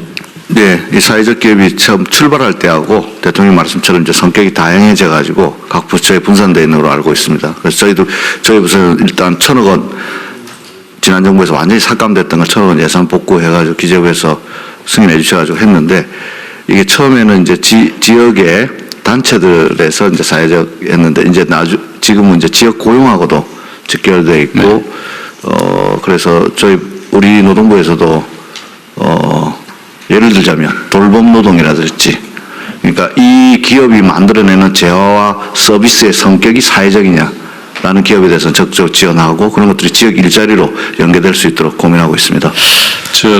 좀 더 설명을 드리면은요, 사회연대 경제에서 이제 사회적 기업이 차지하는 영역이 있고요. 그 다음에 이제 협동조합이 차지하는 영역이 있습니다. 근데 지금 협동조합은 기재부가 소관을 하고 있습니다. 기재부 소관이요? 예. 기재부 별걸 다 하시네. 그 다음에 제가 기재위 하면서 거기다 붙여놔가지고. 왜 거기다 붙여요? 근데 거기에다가 이제 협동조합은 또 사회적 협동조합이 있습니다. 그 외에 이제 신협은 금융위원회가 맡고 있고요. 생활협동조합, 그러니까 소비자 알겠는데 이게 어쨌든 성격이 워낙 다양하고 목표도 다양하기 때문에 분산되는 건 기본적으로 맞는데, 그래도 이 사회적 경제 영역을 우리가 키우는 이유가 있는데, 그 이유가 가장 부합하는 부처가 주관은 해줘야지. 내가 뭐 다 떨어져가지고 이게 뭐가 뭔지도 모르게 통합도 안 되고 이러면 안 될 것 같은데, 총리실에서요, 이 사회적 경제 부분을 어느 부처가 주로 할지, 다른 부처에 분산돼 있더라도 최소한 통계라도 가지고 있고, 좀 그래 방향이라도 정해주고 그래야 되잖아요. 대통령님 허락해 주시면 한 말씀 드려도 되겠습니까? 말씀하십시오. 예. 이게 경제 정책의 한 부분이긴 합니다만, 이것이 주로 지방자치 지역에서 이루어지는 일이고, 특히 사회 연대 경제는 공동체와 떼어놓을 수 없는 이 영역입니다. 그래서 그 지역 공동체를 담당하고 있는 행안부로 맡겨주시면 열심히 하겠습니다. 아니, 제가 보기도 그럴 것 같긴 한데. 대통령님 잠깐 현장의 목소리 짧게 좀 전달하겠습니다. 짧게 하십시오. 네. 사회적 경제 사회연대 경제 주체들하고 이제 이 문제를 협의를 해왔는데요. 두 가지입니다. 하나는 성격을 보면 행안부가 맞는데. 아니, 잠깐만요. 그 얘기 여기서 내가 결정하자. 그래서 대통령, 잠깐만요. 그래서 그쪽의 요구사항은 기재부 대신 행안부로 갈 거면 사회적 금융을 해결해 달라는 겁니다. 그래서 이 부분이 해결되면 계속 기재부를 요청하는 이유가 예산이나 금융 지원이 잘 안 되니까 그런 건데 이 문제를 해결해 주면 이 총괄하는 문제를 여튼 그 문제를 포함해서 네. 여기서는 내기봐야 밤새야 될 것 같으니까요. 총리실에서 딱 부처 의견들을 저거 모으든지. 부서를 정하는 방식을 맞는지 아니면 협의를 하는 방식이 맞는지 정리를 하겠습니다. 네, 정리를 해서, 예. 어딘가에는 총괄을 좀 해야 될 것 같아요. 그리고 이게, 고용 자체를 목표로 하는, 또는 공익을 목표로 하는 경제활동도 있다는 걸 저는 그거 잘 모르는데. 그다음 또 한 가지는, 얘기 나온 김에, 공공 서비스 중에 가능하면 이 사회적 경제 방식으로 위탁을 주든지 일을 맡기는 거를 정부 차원에서 좀 국가 차원에서 좀 확장하면 좋겠어요. 이게 지금 양극화하고도 관계가 있는데 그 불공정하고도 관계가 있고 예를 들면 대표적인 게 지금 청소 용역 그러니까 지방정부의 청소 용역 같은 건데 이거를 다 수의계약하든지 해가지고 특정 업자한테 맡기니까 그 설계된 청소 노동자 임금을 중간에 떼먹어요. 제가 이것 때문에 빨갱이로 몰린 일이 있는데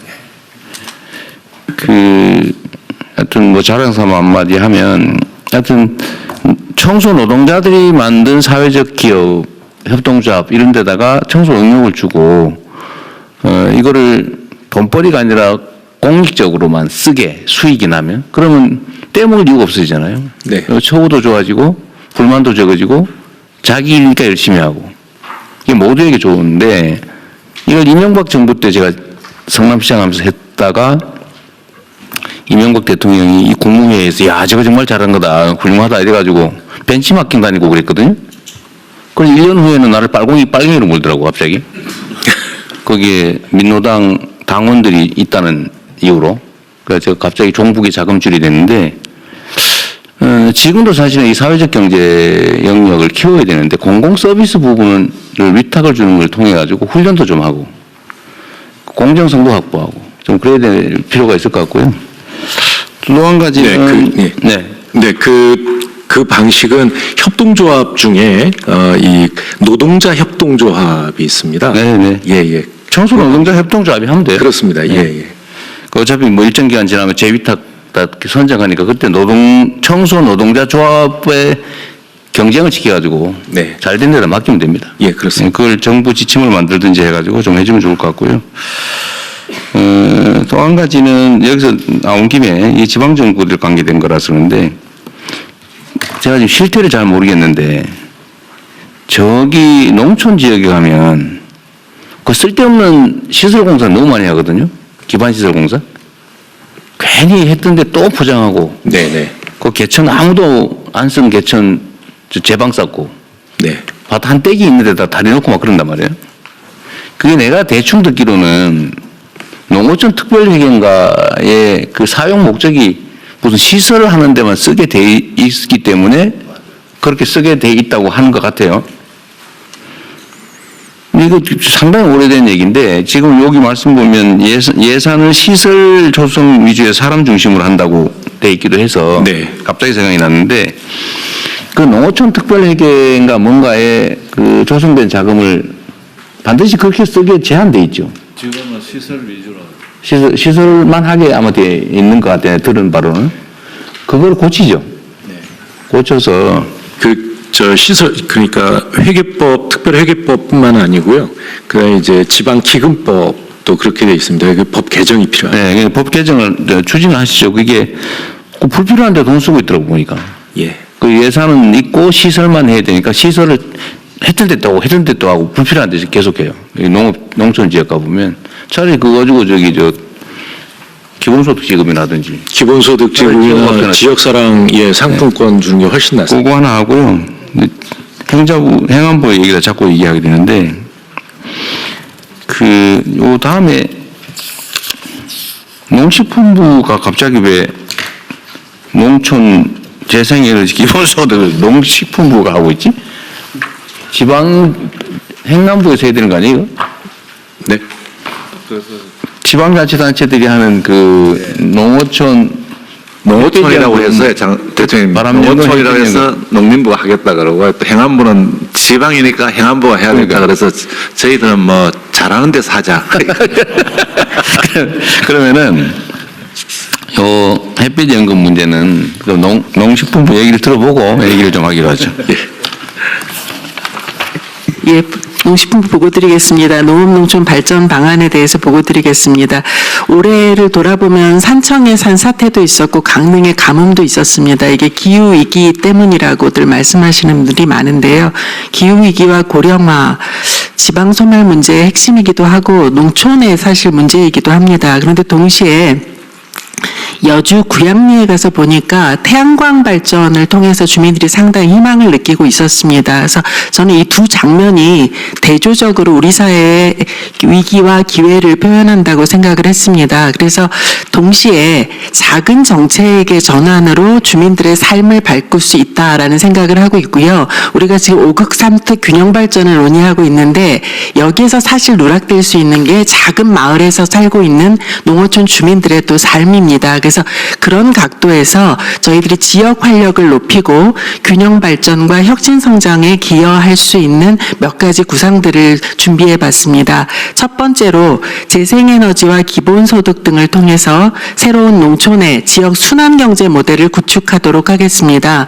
먼저 농촌의 부존한 자원을 활용해서 에너지 자립마을을 확산시키고 있는 중이었습니다. 그런데 그 일환으로 영농을 하면서 동시에 태양광 발전을 통해서 영농형 태양광 활성화를 할 수 있는 그런 정책을 도입하고자 합니다.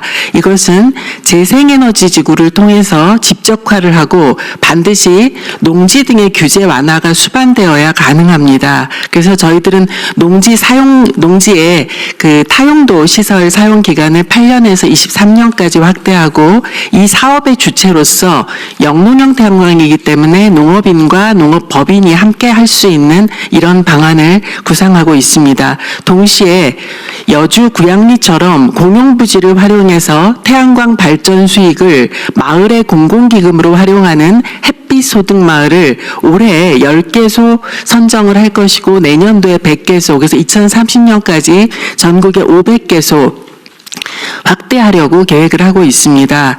그리고 동시에 인구 소멸 위기 지역의 농어촌 기본소득을 시범사업을 도입하려고 합니다.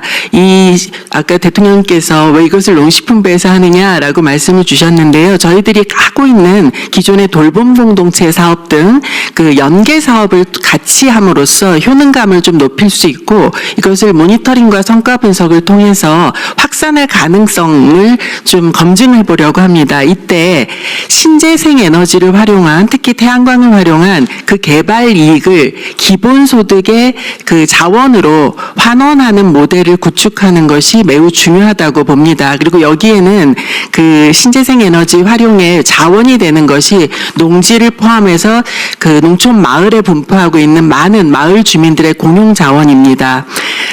그런 차원에서 저희는 이 재생에너지와 기본소득을 중심으로 새로운 농촌의 순환경제 모델을 구축하려고 합니다. 두 번째는 농촌하면 농사짓는 공간 이렇게 오해하기가 쉽습니다. 그런데 농촌은 그 농사짓는 공간임과 동시에 사람들이 살아가는 삶터이고 농업 이외에 다른 연관된 비즈니스를 하는 일터이면서 많은 분들이 관광을 하고 쉬기 위해서 오는 또 쉼터로서의 공간이기도 합니다. 이런 차원에서 농촌을 이렇게 다기능적 공간으로 바꾸어서 균형 성장에 기여할 수 있다고 봅니다. 저희들이 지금 하고 있는 건 순창과 신안군이 필두로 해서 계획을 수립했는데요. 자기 지역을 특성에 맞게 농촌 공간 계획이라고 해서 다양한 특화지구까지 구현한 이런 모델들을 만들고 있습니다. 내년까지는 139개 시군이 농촌 공간 계획을 모두 수립하게 됩니다. 그리고 농촌 안에는 빈집이 굉장히 많습니다. 인구가 줄어들면서 빈집이 문제거리로 등장을 했는데 실은 빈집은 문제가 아니라 자원으로 재생할 수 있는 가능성이 매우 높습니다.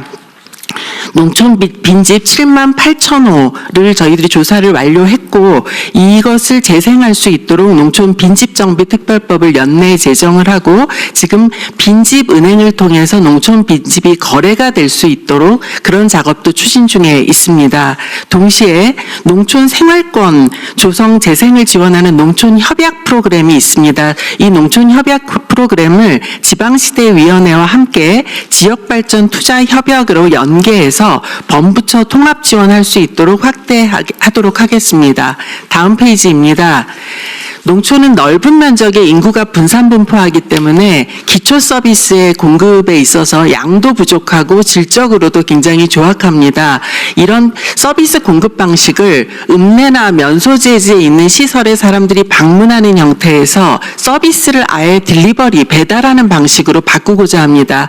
그 일환으로 저희들이 농어촌 왕진버스 사업을 추진하고 있고 이것을 보다 확대하고자 합니다. 그리고 엊그저께 발대식을 했습니다만 찾아가는 농촌형 이동 장터라고 해서 자동차에 농촌 주민들이 필요로 하는 생필품이나 식품을 싣고 그 장터를 이동하는 이런 사업도 시작을 했습니다. 이런 작은 서비스들이 농촌 주민들한테 굉장한 만족감을 주고 있습니다.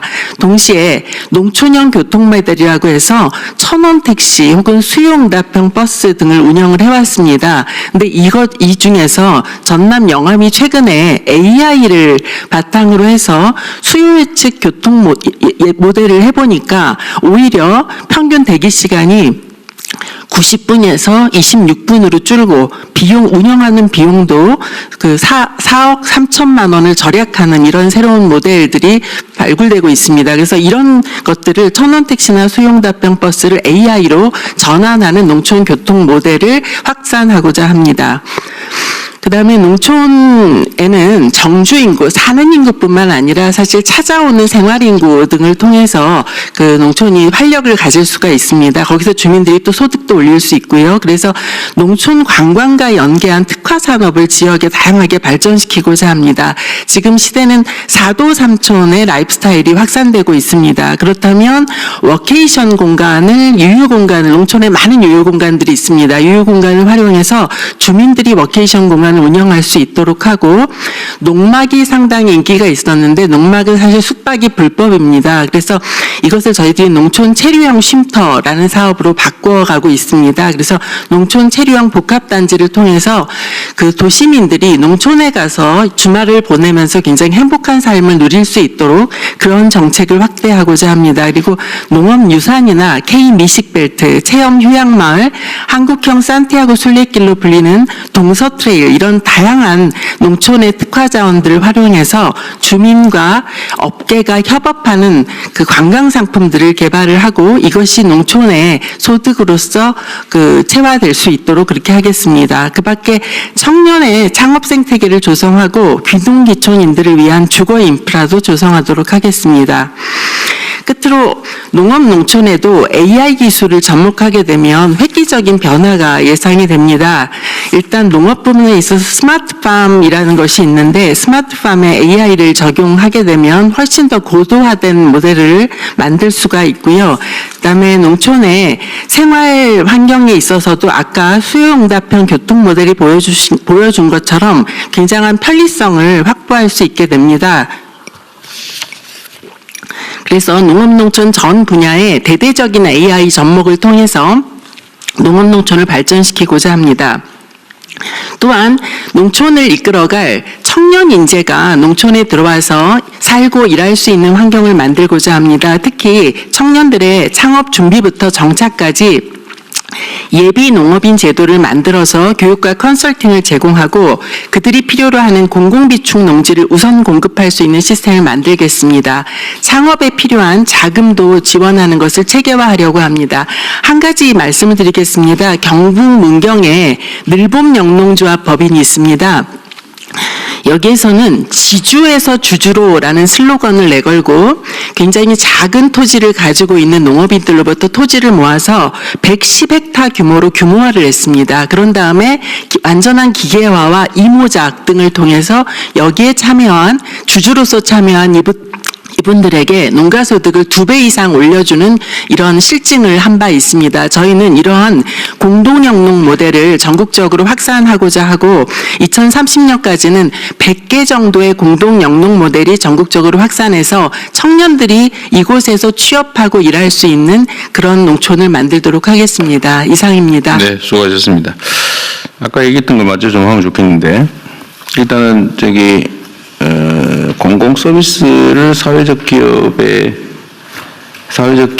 위탁하는 걸로 전환하는 것은 정부 차원에서 체계적으로 총리실이 아예 주관을 해서요.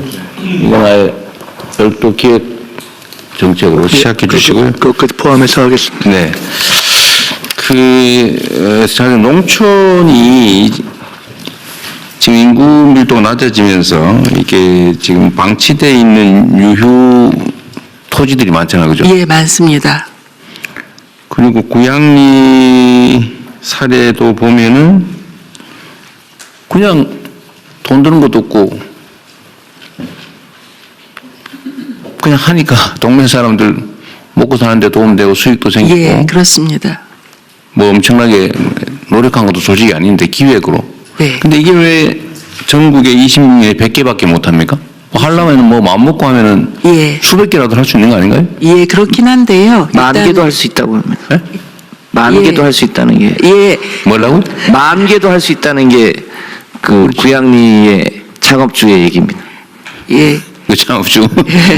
그런데 이제 대통령님이 구양리 같은 경우에는 그 창고 지붕에 뭐 주차장 위에 이런 식으로 해서 1메가와트 생산을 하지 않습니까? 네. 근데 그게 주민들이 이제 공용으로 이용할 수 있는 시설이 확보가 돼야 되니까요. 네, 주로 뭐 마을 회관 이런 거겠죠. 그렇죠. 그러니까 시골 마을에 사실 주민들이 내 땅이 아니고 우리 공동의 땅인데 거기다가 할 수 있는 것 요거를 이제 확보를 하려고. 그러니까 그게 어려울 텐데 공공 부지를 구하기가 어려울 텐데. 예.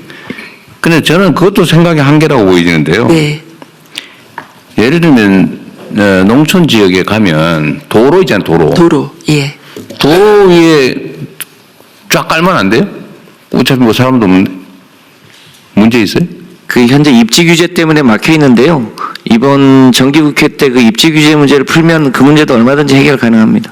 아니 저는 그냥 농지나 공공용지를 구하기 어려우면 예. 그 시골에 있는 농촌에 있는 도로, 예. 농로, 예. 하천이 하천 조그만씩 하니까 예. 그냥 이렇게 세워서 쫙 깔면 되지 않습니까? 그거 어려운가? 지자체장이 그 지역의 주민들을 협동조합을 만들게 하고 그 협동조합에 임대해주면 가능한데요. 당연히 그래야죠. 당연히 해당 지역 주민들의 공동사업을 하고 그 수익 나오는 건 공동으로 배분하고 돈이야 재정에서 지원하고 행정은 그냥 지방정부가 다 알아서 하면 되는 거 아닙니까? 장차 기후에너지부가 행안부와 농림부랑 협업하면 얼마든지 할 수 있는 일이라고 생각합니다. 기후에너지부가 안 돼서 못하는 거예요? 열심히 하겠습니다. 어쨌든 이거는 저는 우리 생각을 바꿔야 되는데 네. 지금 농촌이 다 비어가지만 저는 기후의 땅이라고 보이지거든요. 그 방치되어 있는 엄청난 토지들이 다 태양광 발전 예. 부지들인데 예. 그 일단 자체적으로 생산한 거 자체 소비만 해도 그게 얼마나 크며 그 유리 수입해가지고 발전소 만들어가지고 막 송전탑 만들고 난리 치느니 해당 지역에서 생산한 거 쓰면 구양리 모델도 중요하지만 또 하나는 대규모 태양광 발전을 하면 반드시 해당 지역 주민들한테 일정 지분을 보장하게 그것도 제도화를 좀 하면 좋겠어요. 네. 지금 신안군이 이제 조례로 만들다가 싸워가지고 사실 난리가 난 거 아니에요? 그렇습니다.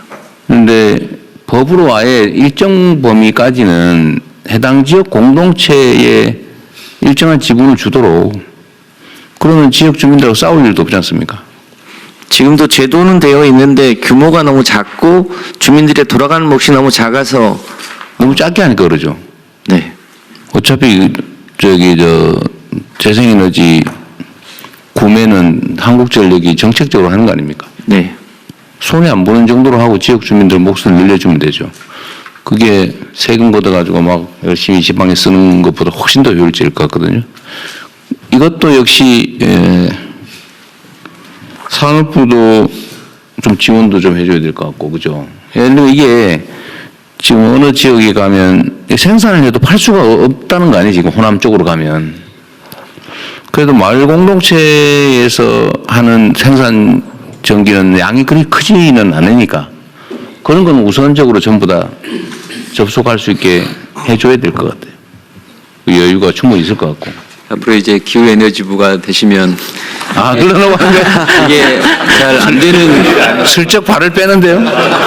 이게 조금 이제 계속 좋은 시도임에도 불구하고 어려운 이유 중에 하나가 이제 한전 적자하고도 굉장히 연결이 돼 있어서 그런 부분은 우리 기후에너지부에서 잘 해결해 주시려고 해요. 아니 실제로 태양광은 이젠 그 LCOE 생산 단가가요 석탄이나 LNG보다 더 싸졌습니다. 아니 뭐 태양광은 얼마든지 할 수 있는 일이라고 보여집니다. 아니 농촌에 대한 예산 지원을 안 하고도 네. 정책 전환만 해가지고 얼마든지 농촌 주민들 수익을 올려줄 수가 있는데, 제가 자꾸 특정적 예를 들어 좀 너무 심한 것 같긴 하지만 여하튼 신안은 그 섬으로 만든 굴인데도 인구가 늘잖아요. 네. 가장 어려운 지역인데도 그 지방자치단체 한 군데가 몇 년 동안 노력해가지고. 그러니까 이걸 정부 차원에서 좀 체계적으로 하고 농촌 지역 전부가 당연히 이렇게 다 전환을 해야 국토도 효율적으로 사용하고 에너지 수입도 대체하고 재생에너지 사회로 빨리 전환할 수 있지 않습니까? 그 구양리 모델이 산업부에서 만든 모델인데요. 지금 농림부가 자랑을 하고 좀 더 말씀드리면 첫째 여기 깔리는 그 태양광이 들어간 기자재들은 가급적이면 우리 국내 당연히 다 국산으로서는 조건을 해야지. 이건 산업부 장관으로서 네, 그건 당연한 거고요. 그건 지원을 해주기 때문에 당연히 국내 기자재를 써야죠. 그래서 몇 가지 규제 완화가 필요한데요. 지금 이제 이격거리라는 게 있습니다. 그건 규제를 여기서 결정해서 완화하면 되죠. 네, 그리고 또 그다음에 전력 인센티브를 좀 줘야, 그리고 20년 이렇게 보장을 해줘야 마을 공동체가 이해를 좀 할 수가 있어요. 그러니까 이것도 지금 농림부 사안으로 하기는 적절치 않은 것 같아요. 기후에너지부가 책임지고 하도록 하겠습니다. 마을 공동체가 영농형 태양광과 같이 해서 농식품부가 하는 것이 잘할 수 있다고 생각합니다, 대통령님. 말씀하신 대규모 태양광의 일정 지분을 지역 주민들에게 주라는 거에 새만금 지금 태양광이 7기가와트 목표인데 다 그렇게 거의 기업 줬단 말이죠. 그거를 지역 주민들에게 주민들한테 일정 정도는 줘야 되거든요. 그게 대부분 근데 저도 이제 들어본 바로는 자기 자본으로 하는 게 아니잖아요, 전부 다. 자, 펀드에서 지원받아가지고 금융 비용 제외한 나머지 이걸 자기가 갖는 거잖아요. 명의만 사실은 가지고 있는 거고, 이게 거의 특권화돼 있어가지고, 특혜화돼 있어가지고, 그걸 미리 허가를 받아놓고 그걸 잡고 있는 모양이더라고요. 배정은 받아가지고, 팔아먹으려고. 실제로 거래하고. 그러니까 주식회사가 주주가 바뀌면 방법이 없는 거니까, 그죠? 그래서 이것도 실태 조사도 좀 잘해가지고, 저번에 이거 회수하고 있었잖아요. 허가 내준 거. 네, 지금 호남 지역 지금 회수하고 있어요. 회수하고 있죠. 그것도 좀 더 엄격하게 조사해가지고 다 취소시키고 웬만하면. 어쨌든 이게 지방이 사는 아주 핵심 장치 중에 하나이기 때문에 이것도 역시 국무총리실에서 조정을 좀 해야 될 것 같습니다. 너무 의혹들이 많으셔가지고 가장 효율적으로 될 수 있는 걸 협의체를 만들든지 아예 전담 부서를 하나 만들든지 그래야 될 것 같아요. 그렇게 하시고요. 그 다음에 마지막 남았는데. 대통령님 해수부 하기 전에 대정부 질문 출석 위해서 총리님 먼저 가실래요? 국방부장관 그러세요. 15분에 가신다고 했는데. 저희가 일어나야 돼요. 네. 나머지 진행 부족은 네, 그러십시오. 고생하셨습니다. 네, 해수부 진행하시죠. 네, 해양수산부 장관입니다. 오늘 대통령님 모시고 5급 삼특에 대해서 논의를 하고 있는데 5급 삼특에 대한 구체적인 프로그램을 가지고 실제 실행을 하고 있는 해양수산부입니다. 북한로 시대에 대비한 해양수도권 육성 방안에 대해 보고드리도록 하겠습니다. 대통령님께서 말씀하셨듯이 그간 우리나라는 서울 수도권에 집중 투자를 해왔고 이것이 대한민국이 고속 성장하는 데는 큰 도움이 되었습니다만 최근 그 부작용으로 다양한 비효율이 나타나고 있습니다. 그 해답을 북극 항로 시대에서 찾을 수 있습니다. 최근 40년간 북극의 빙하 37%가 감소하면서 2030년대 북극권 개발, 인프라 투자 수요는 1조 달러 이상이 될 것으로 전망됩니다. 미국, 중국, 러시아와 같은 국가들은 이미 발빠르게 대응하고 있습니다. 미국은 쉐빙선 15척 구매를 발표했고 중국은 지난해 35차례에 걸쳐서 북극 항로를 운항했으며 사실상 상업 운항을 시작을 했습니다. 러시아는 전방, 후방 산업에 39조 원을 투자할 예정입니다. 부산을 비롯한 동남권이 가지고 있는 지정학적 강점, 이미 구축되어 있는 항만, 조선, 산업, 인재 인프라를 적극 활용한다면 한반도 남단을 해양 수도권을 육성하여 대한민국의 새로운 성장 엔진을 하나 더 장착할 수 있습니다. 오늘 각 부처에서 발표한 5급 3특 균형 성장 전략들을 한데 모아서 동남권에 최초로 적용하면 성과를 빠르게 구현할 수 있는 것이 바로 이 해양수도권 육성입니다. 해양수산부가 부산에서 구심점이 되어 각 부처의 정책들을 유기적으로 연계해서 해양수도권이 국민주권정부의 대표 실적이 될 수 있도록 만들어 가겠습니다. 첫 번째로 해양수도권 육성 기반을 위해 해수부와 관련 기관 그리고 기업들을 부산에 집적하겠습니다. 해수부는 컨트롤 타워 역할을 수행하기 위해서 연내 부산 이전을 완수하겠습니다. 이전 청사의 내부 공사를 서둘러 착수해서 12월에 부산 이전을 완료하고 잠정적으로 12월 30일 개청식을 할 수 있도록 준비하겠습니다. 이전 과정에서 직원들이 흔들림 없이 업무에 집중할 수 있도록 정주 여건도 빈틈없이 지원하겠습니다. 산하 공공기관들도 부산에 집적화하여 종합행정 서비스를 제공하고 시너지 효과를 창출하겠습니다. 아울러 부산에 해사법원을 신설하여 영국과 싱가포르를 중심으로 처리되던 해사 분쟁을 국내에서도 처리할 수 있도록 지원해 나가겠습니다.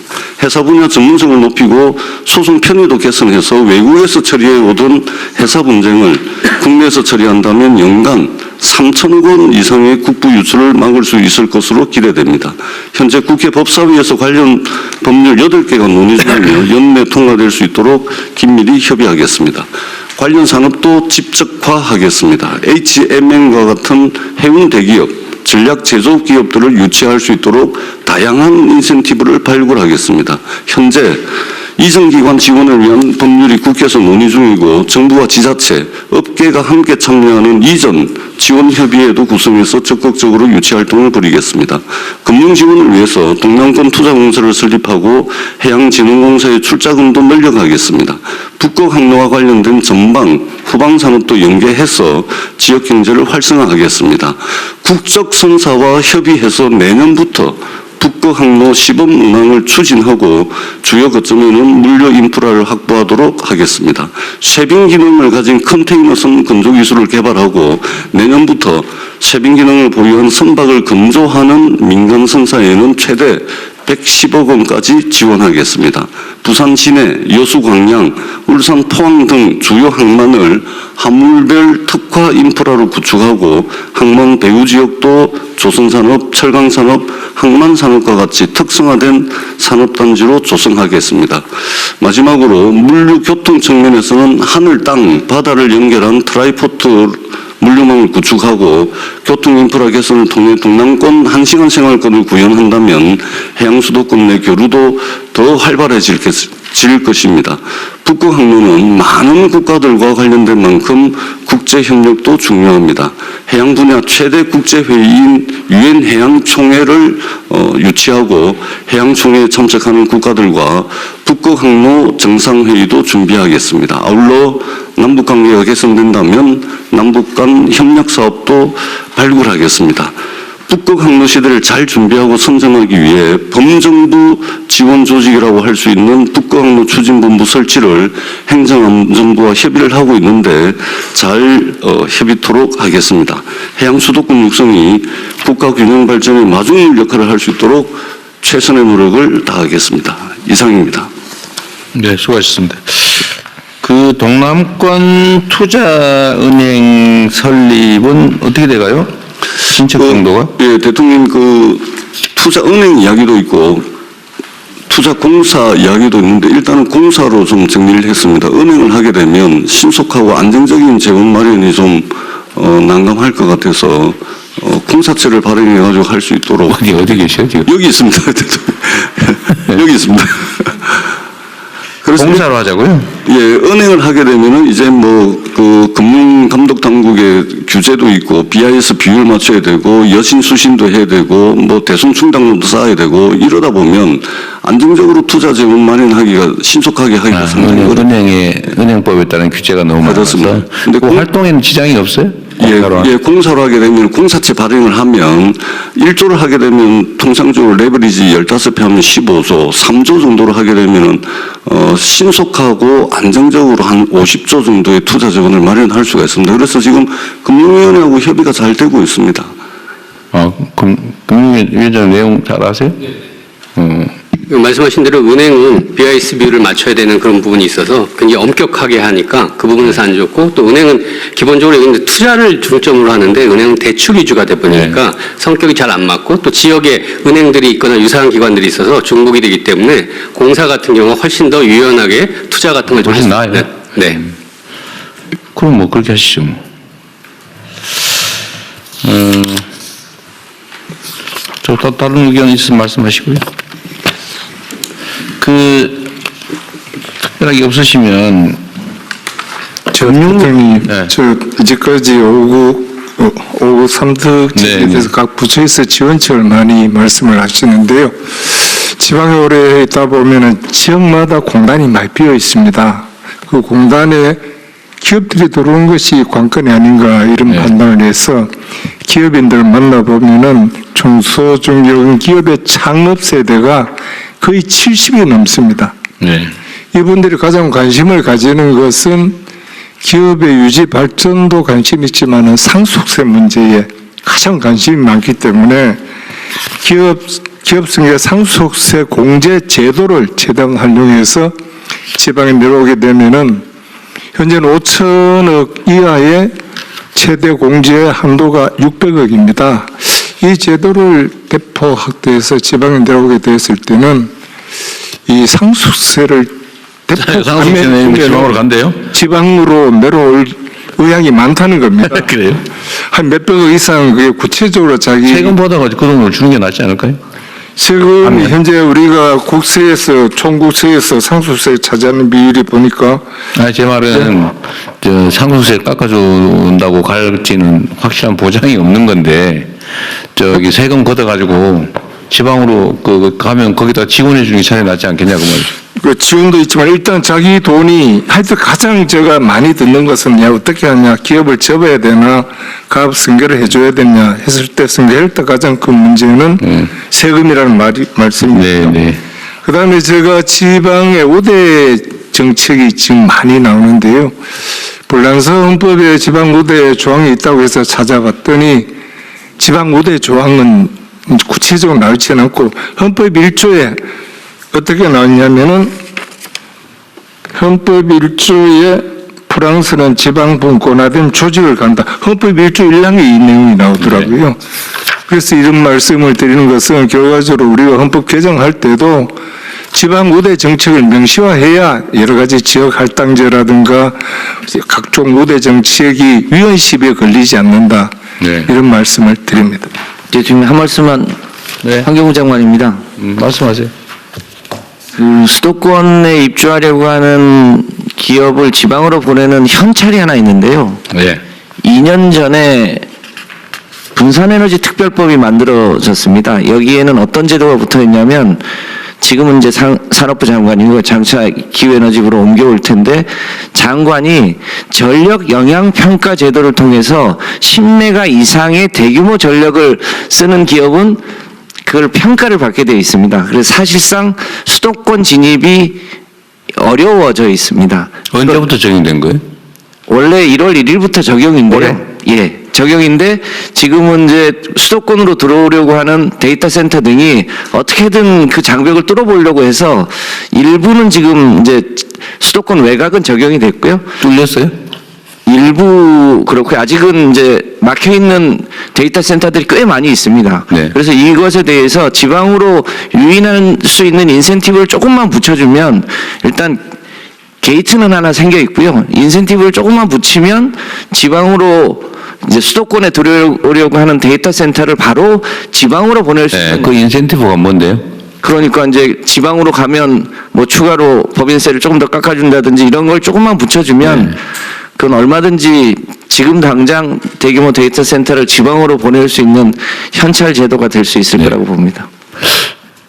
그러면 그거를 실제 수요가 어디에 있는지를 좀 체크해가지고 네. 어떤 정도를 해주면 옮길 수 있는지 안을 좀 누가 만들어 보시죠. 네. 말한 사람이 하시죠. 현재는 산업부 장관이죠. 이달 안으로는 뭐 정리가 되겠죠. 네, 과기부나 몇 가지 이제 그런 수요들을 어떻게 분산시키냐 이슈는 또 다른 이슈가 있습니다. 네. 그게 이제 제 분산에너지법을 만들면서 그런 거 취지를 감안해서 만들었는데 그게 이제 현실적인 데이터 센터의 수도권의 수요가 많이 있기 때문에 그 부분은 뭐 우리 기후에너지부가 중심이 되시고 뭐 과기부 저희 그리고 아마 중기부도 연관이 좀 됐을 것 같은데요. 네. 같이 해서 한번 만들면 좋을 것 그러시죠. 같습니다. 그리고 환경부 장관님은 마인드를 이렇게 정해놔야 돼요. 기후에너지부, 환경부가 기후에너지부가 되는 게 아니고, 네. 기후에너지부를 만들면 그걸로 흡수되는 겁니다. 네, 그렇게 하겠습니다. 네. 그렇게 생각하고 계세요. 네. 네. 오늘 고생하셨고요. 금융위원회 있잖아요. 그러니까 다른 부처들도 좀 안이 있으면 좋겠는데, 금융위 입장에서는 지방으로 갈 경우에 금융상 이익을 주는 그런 방법은 불가능합니까? 예를 들면 뭐 이자를 정책금융의 이자를 좀 더 지방으로 가면 지방에 하면 더 낮게 해준다든지 그런 거 불가능해요? 지금 현재 제도는 지역 재투자 제도라고 그래서요. 지역에서 수입을 받은 거는 지역으로 거기서 쓸 수 있게 그런 걸 해서 이제 평가를 하고 연계를 하고 뭐 시금고 같은 거 할 때 인센티브를 주든지 뭐 그런 식으로 지역 자체에서 뭔가 돌 수 있는 그런 생태계를 금융 측면에서 지원하는 뭐 그런 것들이 제도가 있습니다. 그러니까 그건 안 하면 고만인 것 같은데 보니까 할 수 있다. 그런 건 안 하면 고만이잖아요, 그죠? 제가 드린 말씀은 소위 정책금융 특정한 정책 목표를 수행하기 위한 정부가 일종의 부담을 안는 그런 금융제도가 많잖아요. 대출이든 투자든. 그거를 지방에 예를 들면 이자를 더 싸게 해준다든지, 뭐 혜택을 더 늘려준다든지, 이렇게 하는 거는 가능하냐, 아니면 하면 안 되냐, 그 말입니다. 지방의 예를 들면 지방에서 집을 살 때 전세 대출을 해준다. 이자를 더 싸게 해주는 거지, 수도권보다. 그런 건 아니고 결국 이제 저희 국민성장펀드 같은 경우도 규모를 이제 지방에 40% 한다 이렇게 이어마크를 해놓지 거기 가격에 이렇게 집어넣는 거는 보통 연계성이 너무 안 되는 법이 있어요? 아니 우리가 마인드 생각을 통째로 좀 바꿔야 돼서 그래요. 안 되는 부분은 없는 거 아닌가요? 그 지방에다 그냥 수도권 지원 안 하고 지방만 지원하는 건 되는데 지방에 혜택을 더 주는 거는 왜 안 되죠? 그 중간 되는 것도 정책 금융기관들 통해서 예를 들면 산흥 같은 경우 이제 결국 지역 산업 육성이라는 그런 부분도 있기 때문에 그럴 때 지역으로 이전한다든지 아니 지역에서 뭐가 있는 부분에 있어서는 말씀하신 대로 우대금리를 한다든지 아니면 지역을 더 촉진시킬 수 있는 그런 장치들이 뭐가 있는지 그런 부분 좀 더 강화시키도록 하겠습니다. 그러니까요. 그게 생각을 아예 뭐 금융이란 그야말로 금융으로 딱 떠오르는 게 자유 아닙니까? 그러다 보니까 뭐 지역적 차별을 하나라는 생각이 들 수도 있는데 저는 뭐 불가능한 일은 아닌 것 같아요. 그것도 정책의 하나이기 때문에. 네, 정책금융기관 통해서 한번 그런 그거를 지방에 우리가 어차피 지역 균형 발전, 국가 균형 발전 얘기를 하니까 지방의 인센티브를 금융 측면에서 줄 수 있는 게 뭐가 있을지 대통령님 기획을 좀 해보시죠. 대통령님 이 금리를 지역별로 차등 적용해 보라 그러니까 굉장히 곤란해 하시는 것 같은데. 왜 곤란한지 잘 모르겠어요. 글쎄요. 그런데 이제 다른 방법으로는 이자 소득세 같은 것을 지역별로 이 감면율을 다르게 두는 방법 등으로 하여튼 다양한 방법이 있을 텐데 저런 것도 있죠. 지금 우리나라는 지역은행, 지방은행들이 사실은 거의 다 잡아먹혔잖아요. 지방은행들이. 사실은 그 지방은행들이 사라진 것도 문제죠. 해당 지역에 투자할 수 있게 해줘야 되는데 우선 투자하고. 근데 그것도 한번 고민은 해봐야 되겠어요. 지금 거의 다 지방은행이 다 잡아먹혀가지고 없다시피 한데 명목상은 있는데 실제로는 뭐 기능을 못하는 거 아닌가 싶어요. 좀 어때요? 네, 어제도 저희들이 8대 지주 은행장들 했고요. 거기서 지방은행이 3개 와서 얘기를 했는데 말씀하신 대로 이제 지방이 그 지역 주민들을 위한 대출, 그 지역 주민들의 중금리를 위한 그런 대출에서 지역 기반으로 하는 게 하나 있고 말씀하신 대로 지역 산업에 기반해서 자기들이 거기서 연계해서 대출도 하고 투자도 해서 그쪽에서 지역이 기반이 돼서 말씀하신 대로 지역이 스스로 살아갈 수 있는 그런 부분 말씀드려서 그런 부분도 같이 저희들이 고민해 보기로 했습니다. 그러니까 지방금융 자체를 지원해서 좀 활성화 성장시키는 방법 또는 지역 산업이나 기업들에게 금융상의 좀 지원 혜택을 줄 수 있는 방법 뭐 이런 것들도 금융 측면에서 금융이 워낙 중요하니까 한번 안을 한번 만들어 보시면 좋을 것 같아요. 좀 아이디어를 좀 짜서. 네. 다른 얘기 없으시면 의안 의결해야 될 것 같은데 의안은 이게 보완해야 될 게 있나 봐요. 예. 의안 의결은 지금부터 비공개로 전환해서 하는 게 좋을 것 같습니다. 네, 언론 여러분께서는 협조해 주시기 바랍니다.